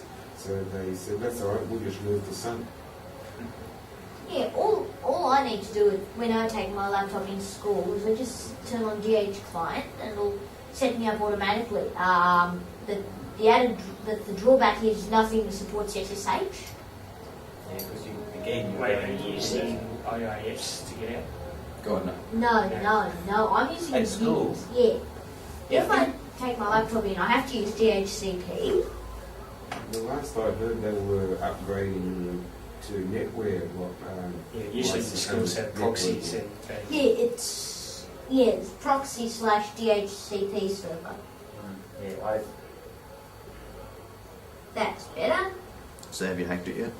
Give it a go now. Hang on, do I understand what that You're probably getting spelled for that, I guess. I just mentioned it because I heard that Secure Shell can get Yep, through 131. Those still isn't pingable, but you think that HTTP tunnels, So HTTPS. Yeah. It used to be able to do it, they turned it off now, so somehow closed it down. It doesn't make HTTP tunnels work anymore. so That's it's all like right. a connection resets. So I now have a VPN tunnel so instead. wanky Yes. So I reverse VPN back up the VPN, Yeah, I'm getting. which is supposed to not allow smooth Right, I'm tunneling. getting And I found out a bug in the Linux version of the Nortel client which I'm using, where if I set up a ping off the Linux box back to my other server, Yeah. it doesn't delete that route. Like it's supposed to clamp everything down on the 10A class network straight down the VPN tunnel, but if I leave this ping going, then it leaves that route there out to that thing. So I just have that VPN box hanging off in its own Okay, subnet, for now. going to my main server, which then routes back onto my main gateway and back onto my main Right. LAN, and I can go up and down through the VPN back onto my main LAN from. He probably doesn't want to. Sort of, yeah. It's more than I one way used to to get say, in. yeah, I dial in, SSH out, and SSH back in over there. It's probably more secure than the Cisco. You try to use one client different port. It's they gave us. It's really Probably right. crappy the way they have it because they just Totally. you can't. If you're connected to work, We'll ask it. what everyone else they would have to port actually browse the internet. They would have to go out through work, actually through the work's internet. So you can't. Yeah, it's all locked down. But anyway, works for me. Well, Had they actually I invited can always to one of run our FTP online servers? Okay, Have so it for all crowd round. Whoa, That's right here. good bit of work there. There was a talk at a York conference last year, I think, and a similar idea of doing map info stuff, map info type stuff using free tools. I don't remember the details. yeah, I can't really work around the firewall because I don't have administrator rights on this machine. So What Can't about, you just modify your Apache settings? what about a different port? Will that get through, or It the wouldn't firewall's help. He's got blocking this everything? software blocking. Yeah, no, if it's blocked He everything. approved traffic here, and he doesn't have any privileges. Well, you're running the Apaches yourself, not as a system service. Well, it doesn't matter on Windows. well, the point is, you can all have a quick squeeze at it. Yeah, so that'll be alright. If you have some way of getting the data off, what we could do is you could do an HTTP post and post it off into someone else's web server. Save it. We just need to set up like a wiki or something. you could Because, Dad, you you could just post ask. the files out through the. A lot of effort's going towards not coming over here. No, true. Oh my goodness. Spin it around. Yeah. Up with What's your connectivity? Hey, the blue light's gone out. oh, that was his hard disk. Oh, it's still on. Is it? Yeah. Really? Okay, The good. blue light's It on. can stay there. But is it connected? It survived the drop test. Trying to drop anything else.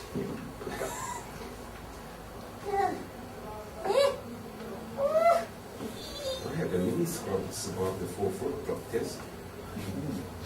Yeah, but my desktop doesn't. John. So this is running off. This is using a front end called Kamap. K-A-M-A-P. It's pronounced Kamap. I like it I've very. seen you share of maps in the world. I had a good imagination. Kamap is sort of a PHP-based application. Oh, brilliant. Oh, you like that, do you? Yeah, And its whole purpose is to do something like what Google Maps does. It's got a very nice JavaScripty front end, so you can sort of scroll around the map and whatever. Oh, that's brilliant. And on the back end, the JavaScript actually sends requests for tiles of the image. So Map Server is on the back behind Kamap, just drawing raster tiles of all its data sources, and then sending it back to Because it'd have to do it at the right scale. and then sending it back to Kamap, and that actually just sort of overlays them onto each other, so you can switch them on and off or enable different layers. Now, this is where this sort of the main functionality that I wanted came into it. Kamap has a really nice query functionality. Oh, wow. You tell it the layers that it should be allowed to query, which are vector layers, and then you tell it what fields it should display when you query them, and you can even give it a hyperlink. So if I just give this a run here, you can see on this sort of pit face there's 3 images. Should get the battery on it. And if I select those, it'll come back with a list of the three. Class, like if it's agriculture, for example, what the soil's like, or is it just photos only? It would need to be captured somehow. So I have no doubt that information is available, but where it's stored and in what format really tends to seem to vary because the organisation seems to be very poor at organising that information. So that photo we just saw, that's like touching the surface of the mist, that behind the scenes. and they could do something like get certain spotlights. Definitely CMA would be able to see you that stuff. So show us a zoom again for the folks at home. And one of those hyperlink things. Oh, sure. Bit of everything. Dazzle them. This one? Oh, just dazzle them, you know. Anyone, Lou? There's a nice picture of a coal seam for you. That's what we dig out. Because the problem with using other people's mapping photo for heights is that the lines are purposely varying the heights. So this is only, this was in response to that initial request to organise these photos. You know, since I've had people coming up and saying, hey, we can use it for this and use it for that. And, you know, the sort of things we can use it for are, like I've got a couple of layers which won't actually work here at the moment because they attach to an SQL server to pull back the information. But overspeed events, which is like where trucks have been driven over speed or they've had brake applications at speed, which is not supposed to happen. Or The trucks must have lanes that they have to stick to avoid collisions or yeah, it's pretty much ordinary road rules apply, except you know the trucks are 3 stories high. yeah, that's right. And several tons. So have you driven one yet? Not yet. Can you and- pass me my camera, please? And weather stations is also another one Thank that you. I'd like to have Chuck on there. I managed to dig around the planning directory and find the mining leases the other day, so that's one that I just added. But you know, I'm sort of only just scratching the surface of what we can achieve for very little cost here. Because the trucks have a transponder or something, a location. Just about every bit of equipment on the site has Yep. Transponding information. it has a system on board which is used to monitor what it's doing. Yep. So whether it's delay or down, or what activity it's actually doing, like whether it's waiting to be loaded, like it's queuing up, or it's being loaded by a shovel or whatever. Yes. They monitor things like equipment alarms.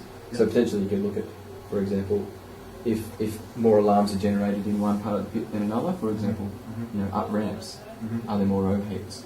Yep. On long hauls, are there more overheats? Yes. They're also bringing back, they're all equipped with GPS as well. Is this a first generation prototype that you're using, or are you actually putting this into production? Have you been doing this for some time now? I've only been doing this for like the past 5 days. Okay. So this is sort of very, very early stages. If they've come to me with a request, I'm saying, well, this is what we might be able to do. And the next stage then is to actually, sort of get some approval to move forward and put something in place. Okay, so this is just a request. This is just plugging in the images and showing them the capability. Yeah, it is a proof of concept. Yeah. And they'll say could it use costs this, $100,000, so we don't want to use it. I mean, where Well, the then charges they are pay going to be, $20,000 for where something. charges are going to be, where charges are going to be set off. An operator could designate an area, highlight the area as a no-go zone or something like that. And anything that enters that or looks like it's going to enter it, to go off, things like that. Because they're also moving towards automated drilling, so they know the locations of all the drill holes. So you can actually display all this information as long as you have access to it. Intelligent robots go and do the job. Next after that is just autonomous trucks, I think. Yeah, until the coal runs out, and then what are they going to do? My lift's just arrived, so I'll make my departure. So it's nice to see lots of faces to attach to the names and stuff. Thanks for coming along. Might motivate me to make a few more postings here and there. I haven't made it yet. Join the IRC channel. Yeah. That's where all the action is. Yes, it's irc.laws.org and the channel's BUGS. Yes. Yeah, I think I've got that posting from about 1.5 years Flashbacks. ago. That's a good one. And those are light vehicles. So they're kind of, you can see they're kind of dwarfed. What's that? That's, normal they're just cars. light vehicles, Or like light- cars, and that's the drag line there. Okay, do we have any trucks? Yeah, those are dump trucks. Kind of funny, it just looks like, you know what crabs do on the beach where they put the little balls? Yeah. This is what humans are doing. You can zoom in with this. How about we just zoom there? So we actually look at, These pictures. let's have a look at the cars with the dump trucks. Trucks, you can't really see too much detail. Okay, you need to look pixelated. That's as far as it goes. This one. Oh, yeah, I see how that works. Yeah, same way as Take a Google Maps. screenshot of it. Yeah. You might see it. Not smokes.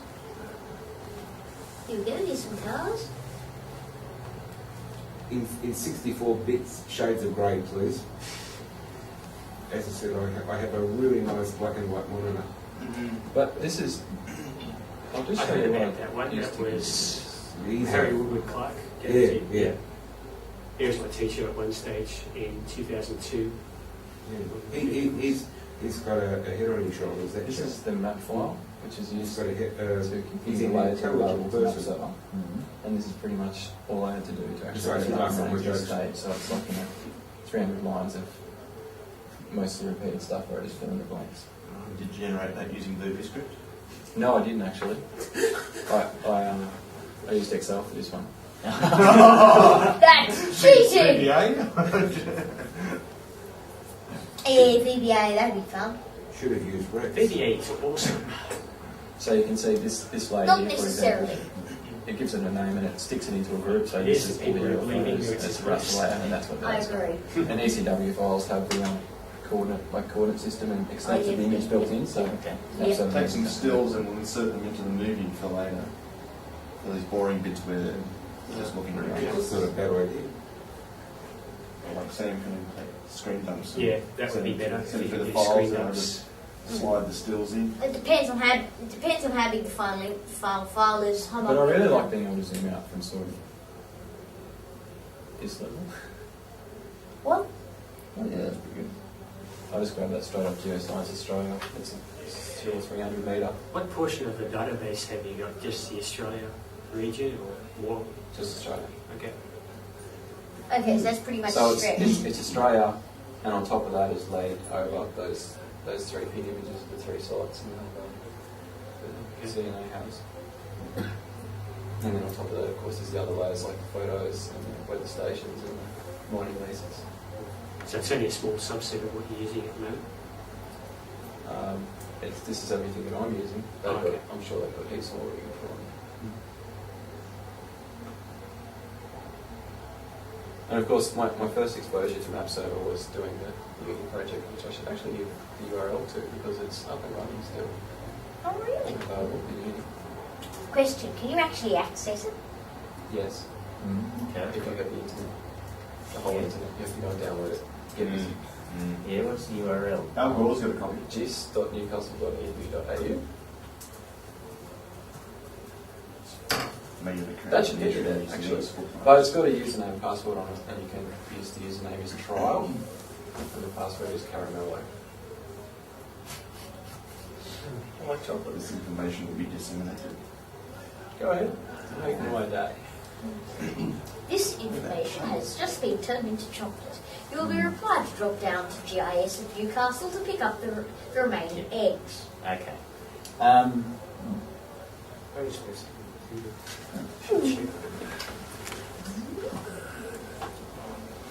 You know, every time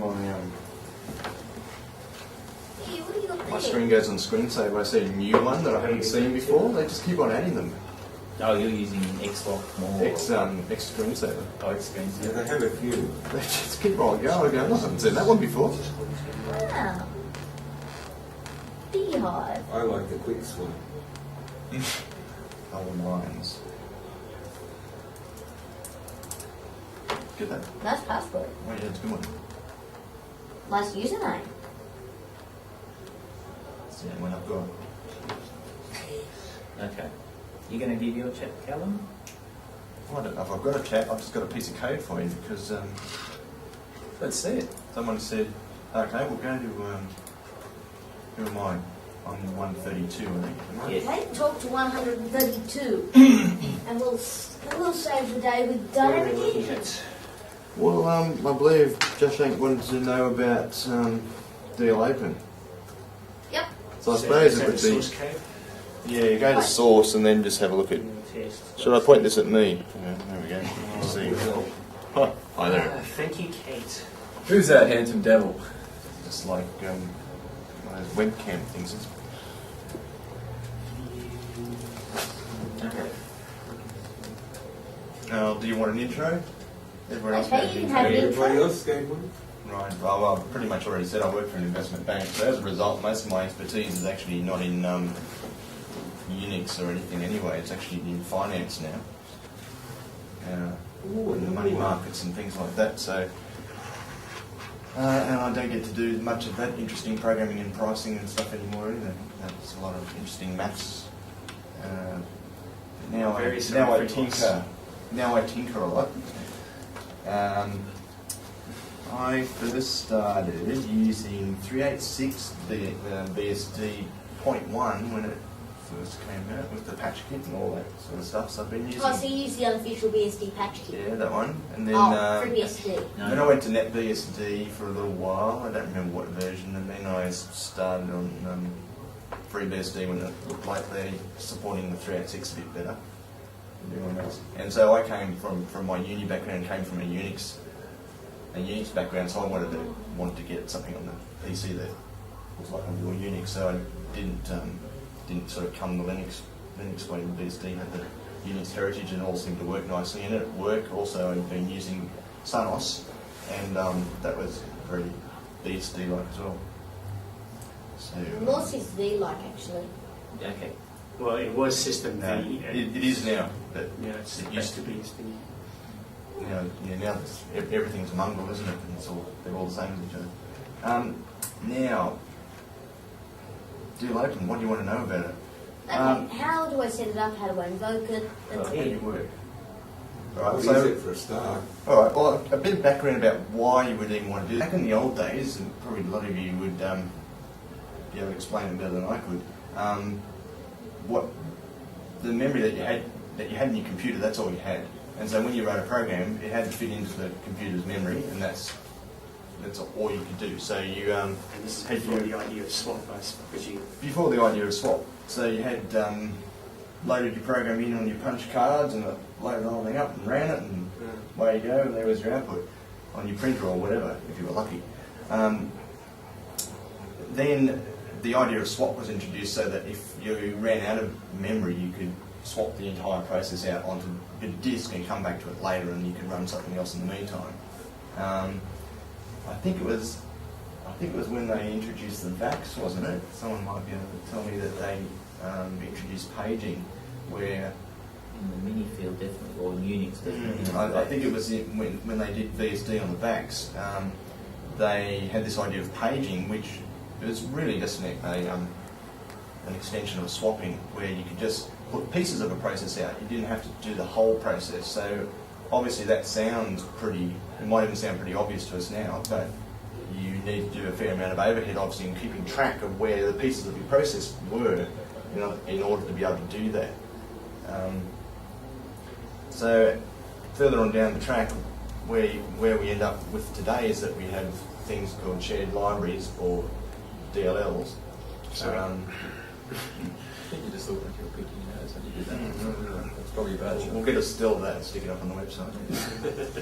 The things we get away with in visible meetings. So I guess the reason that we would want to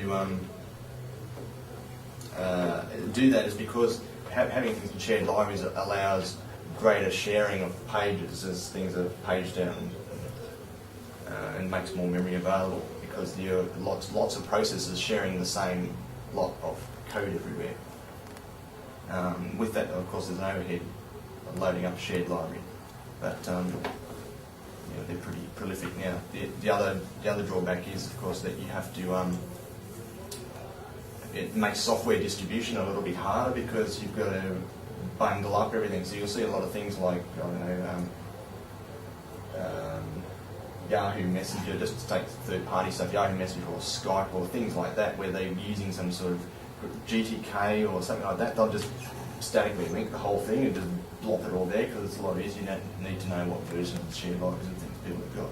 But then on the other hand, the advantage is that if I want to fix a bug in something rather or upgrade some particular part of it, You if don't I've have to got go and rebuild the whole program, you just rebuild the shared that library. shared library, and all the programs that use Bang. it, that's right, all the programs that use it now are are now taking advantage of that. Now, DLOpen is basically the mechanism behind how shared libraries work, but it's sort of exposed in a way that mere mortals like us can use them. And we use this at work. You might think, oh, why do you want to do that? When you write a program, surely you know what you're going to do. Like, so why would you need to? It lets you on the fly, basically, pull in a library and run some functions that you didn't know that you would run at the time that you wrote the program. That's really what it lets you do. So when I call a function like strucump or strlen, it's calling some functions in the C library. When I actually compile that program, it automatically goes and finds the C library for me and attaches it, a reference to my program. And when I run the program, the dynamic linker, or the runtime linker rather, will pick that up and go find the C library and call it. So DLOpen is a way of doing that so that you can have your application that you've compiled. It has no references to any shared libraries whatsoever, so it's not going to automatically pick it up for you. What actually is going to happen is you're going to tell it what library to go and get and what function you want to call. So you might think it's not obvious why you want to do that, perhaps. But things like Perl modules and stuff, they all use this mechanism. So obviously, in the case of Perl, it's an interpretive language, so Perl itself doesn't know what you're going to call or what you're going to do. So that's a case of where you would do it. At work, we had a thing a bit like it's a bit like Microsoft Access, I suppose, is the way of describing it. It's sort of like a spreadsheet thing that sits in front of a database and just shows all the fields. And so it was very generic, and that's what it did. And what we wanted to do was have special functionality. So if we pointed at a particular sort of database, as well as having some on-the-fly config files, scripting stuff, which we could do screen building, stuff like that. We want to actually have special functions which actually required support in C code. We need to actually be able to do this stuff. And what we did was write a module. It wasn't a whole shared library, it was just a shared object, so just one little C file that contained some functions that would do the other hard work. And it would just work when we pointed at this one particular database, but we could use the same program and point it at another database, and it could be completely generic, or we could have another shared module, put another database, and it would perform these special functions. So that source code there is just a demo program I wrote just to show you how easy it is to do. So if you scroll on down to it's really only 3 calls, and most of this program that I wrote is fluff to get input in and out of the program. You can compile it; it'll run on pretty much anything that I've tried so far. The only it seems to be a pretty standard interface. The only difference being that FreeBSD has a bit of extra safety built in around the C standard. That they sort of say, well, you can't just take a void star, which is just a pointer to some memory, and just automatically assume that you can make it into a function pointer. And so you define a special data type for the function pointer. Yep, that's what they did. Underscore T. And that's it. You just, if you were to run this program, it would ask you what library do you want to load. And you give it the reference to the library. It's like /lib/libc .sa.6. And then it would say what function you want to call inside that library, and you type that in, and then it does a dlfunc call, or dlsym is what's available on Solaris. I'm not sure about the Linux. And that will actually go and find the reference to the function inside there. So that's your entry point of the function. And then it asks you need to know what parameters to supply to it. So I just implemented 3, like 2 car stars, a car star, and an int, and just a straight single car star, like you would use in strlen, just one string argument, or strucump, 2 string arguments, that sort of thing. And then it just calls the function pointer. Would you be able to feed printf this sort of information, or would you be able to use printf to do this sort of thing?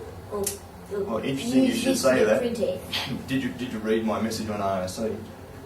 Nope, don't I read don't think ours. he did. No, I was actually this morning going to knock up an example also that which would do printf. Printf's hard because you don't know how many arguments, and so it wasn't. I could have done something, but what you have to do is because of the way I was prompting for the parameters, asking you to actually type in your parameters, I didn't want to have to also ask you what type, whether it was an integer or whether it was a string or other things, and then have an infinite number of permutations of call. So there's no way to incrementally add arguments onto a function. If you know what I mean? You can't call a function and just say add this parameter, now add that parameter, now that parameter. You've got to make the function call with all your parameters there. So the only way to do that is to have a big switch statement which says, here's a call with one string, here's a call with one string and here's a call with one int and a string, here's a call with a string and a string, here's a call with a string and a string and a string and int and here, blah, blah, blah, and go through like that if you're going to do it. So in other words, you do need to know what your interface is to your function. You need to know the ABI, the function you're calling when you do this stuff.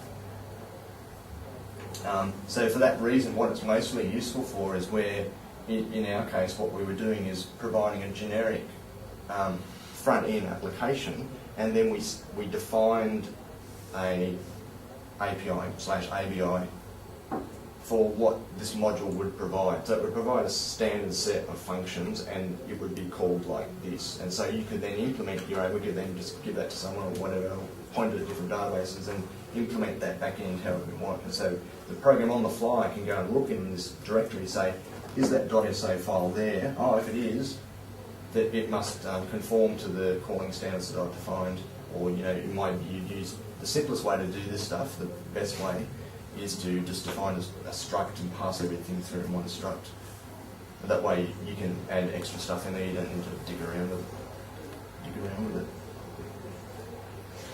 So yeah, that's pretty much it really. I'm just not clear if DLOpen is actually a library of functions or a single function in itself, because looking over here, you've got, lost it, but here's a link to DLOpen, but you've got DLFunc and DLSim. Yep. Done behind a couple of these diffs. So there are basically only three functions here that I've used. There are four listed altogether. There's DLOpen, there's DLFunc/DLSim, so they implement the same functionality, they just return a different type. Depends on the platform. Just depends on the platform. You can use DLSim on FreeBSD if you want, but DLFunc is a more specific type of DLSim. It just makes sure that what's returned is our function pointer. Okay. That's really the only thing, is it's just type information. Type set. And DLClose for closing it. So there's only those. There's a few other little esoteric things, like you can pass an argument saying how do you want the linking to occur. So if you've got, if the module that you implement that you're going to load in makes calls to the X library or to some other whole toolkits and other things like that, you can get DLOpen to do all the resolving of all the stuff at the time you load it, or on the fly as it goes. When you actually go to call the So functions. the modes lazy and now, RTLD lazy and RTLD Yeah. now. As you see in the comment there. Yeah. Lazy just does When we actually go to call one of those functions, Yes. we'll then go and find the thing. So that's where you see Index I think as you go. Mozilla plugins, for instance, are done like that. When you actually go to say call the Acrobat read a plugin. reader plugin, and you'll see some error come up about GTK not being there in your Linux emulation or something like that. You'll only, when you actually go and access a PDF document, it will complain. It won't complain when you first run Firefox and it goes and actually loads the plugin to see them. So you actually go and try and do Whereas it. now it's the exact opposite approach, where you go on startup, which slows things down a bit, but yeah. Yeah, you're going to have to load them sometime. Yeah, It's more just for, I guess, checking just to make sure that you've got everything you need. You'll notice in the man page there's a third one there, which is how they do LDD, and they show you what stuff is. It just does a trace of all the things that you're currently pointing at.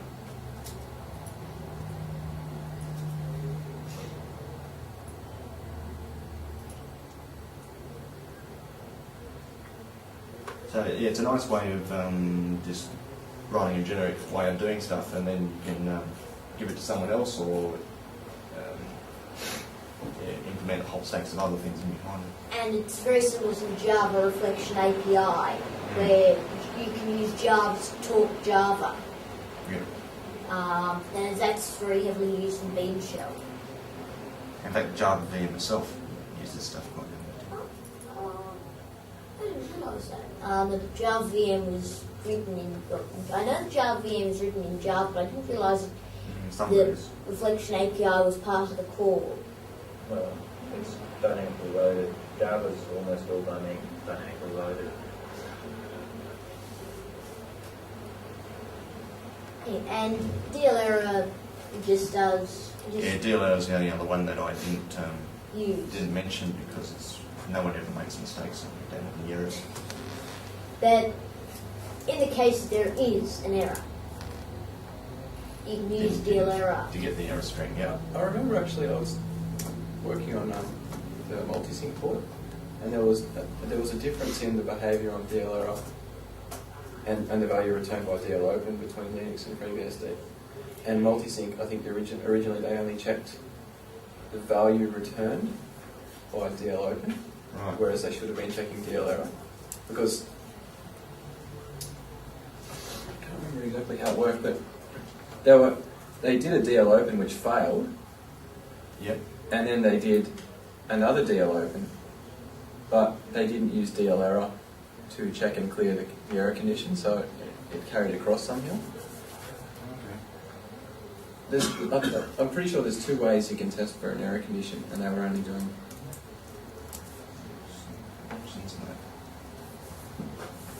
Your DLOpen sets an error, returns null on failure and sets an error condition, which you can find out about DLERA because there's no other way. It doesn't return an error code. Yes, that's right. So if it has an error, you've got to DLOpen calls on Linux clear the error flag, subsequent calls, whereas on FreeBSD they don't. So they were doing a DLOpen and just checking the return value and not using DLERA to clear it. Which means you can't use DLOpen to test for the existence of an error because it may have actually been several DLOpen calls ago. Exactly, yeah. That's right. Well, you should be checking So the clear return. errors. You should be returning you should be checking the return of DLOpen to see if there's an error. Sounds like the complications of a stack-based language. Here's the stuff I'm going to. Here's the stuff I'm going to. Oh, okay. That's to do with linking, yeah. That you can't find. You can't necessarily find the source code lying around in libc. Yeah. Well, there's a bit of stub source code there. Yeah, because DLOpen's actually implemented in the RTLD, which is not where you'd expect to find it. DLOpen's not in libc, it's in the core code is going to be, would it be lib/RTLD. Let's see if I can find it. Okay, I Yeah, mean, the calls to remain in libc. There's nothing interface to.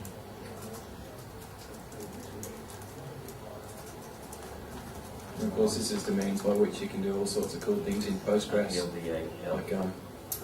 write database functions in C and then load them up Mm-hmm. and use Yeah, them. that's right, because you don't want to go relinking Postgres, so you don't want to go relinking Perl every time you want to do something new. That's where all the code is. And so this is the means that everything's Okay, if anyone's interested in where the source code is, it's in user src libexec rtld-l. Well, that's where the runtime loader is, and it's got the. Yeah, that's where the RTLD runtime stuff. link editor is. I think it does most of the core work under DLOpen. So was that under one of the source folders? User User Yeah. source libexec rtld-l. Oh, I might have only got kernel sources. Convenient. I So you can borrow did mine. Xcode developer and that's it. I should have done X developer. That Well, that reminds me, AMD how big a hard disk do I need to set up FreeBSD version 6.1 to do the kernel developer and the ex-kernel developer? Just the kernel or the Both. both? Okay, the world's well. I don't know exactly how big that is offhand. Righto, here's deal open. And unfortunately, I don't think I'll be able to tell you anything about how, except how big the kernel Yeah, is, that's because right. those sources just not done. Yeah, no, it's just that I tried to install it on. I've got a pair of 500 meg drives in the box that's going to be the permanent 6.1. I'll give you a 20 gig drive if you want. Oh, yes, please. No, it's just. mine? Hey? Oh, I want two. I've got two. You would have to. Yes, I'll make please. you an offer on the second one. No, I'd like thi- one. this machine has gone through 4 2 gigabyte SCSI drives, and unfortunately I only had 4 2 gigabyte SCSI drives, so now I've got a stack of 400 meg SCSI drives out of a 2100, another deck 2100 RAID array. He had 16 of them. So the chappie pulled it down and just gave me the 2 stacks. He said, yours. Yeah. And I thought, oh, 3 gigabyte drives. And they were only RZ 20, anyway, they were the 500 Here's meg something versions. surprising for Sorry, you. 400 meg versions. Bits of the runtime Yeah, so now I'm trying to work out how many of them I need That's to hardly surprising. build a Lots of decent bits of server. stuff are in assembly. Well, the kernel sources themselves are 90 meg, runtime loader. and when you compile it, it's going to balloon out to about 4 times the space you need just Yeah. for And the deal open object source files. codes here. That's just from experience. So, So the kernel sources, the world sources, I don't really know how big they were. Does anybody else know? 150, 200 meg or something? that's the last time I saw them, they were about that. I'm just doing a DE reviews. Anyway, you'd be cutting it fine with a couple of 500 disks. You could split it across 2 500, but you wouldn't be able to do it in a single 500. Yeah, no, well that's what I'm doing now. User source is less than 500 from memory. You wouldn't have to compile it, Yeah, when you it won't fit into 500 when you compile it. Oh no, sorry, I'm wrong. User source is 555 meg, according to. So it's not going to all fit on a 400 That's meg the- drive. This Oh. is for. Right. But Dad, Six. remember, Is that you've builds? got a couple of huge files sitting there. No, not user source. Have you got the kernel? Oh, sorry, user. compiled Yeah. too? No, what I've got in there is some ID files from ID users. User source will be. I'd be interested to know About how long it 500 takes to meg. build World on a 386. So he I've can heard, put If I'm lucky, I've heard yeah, some we- crazy estimates, like a day or a week or Say something. good night. Okay.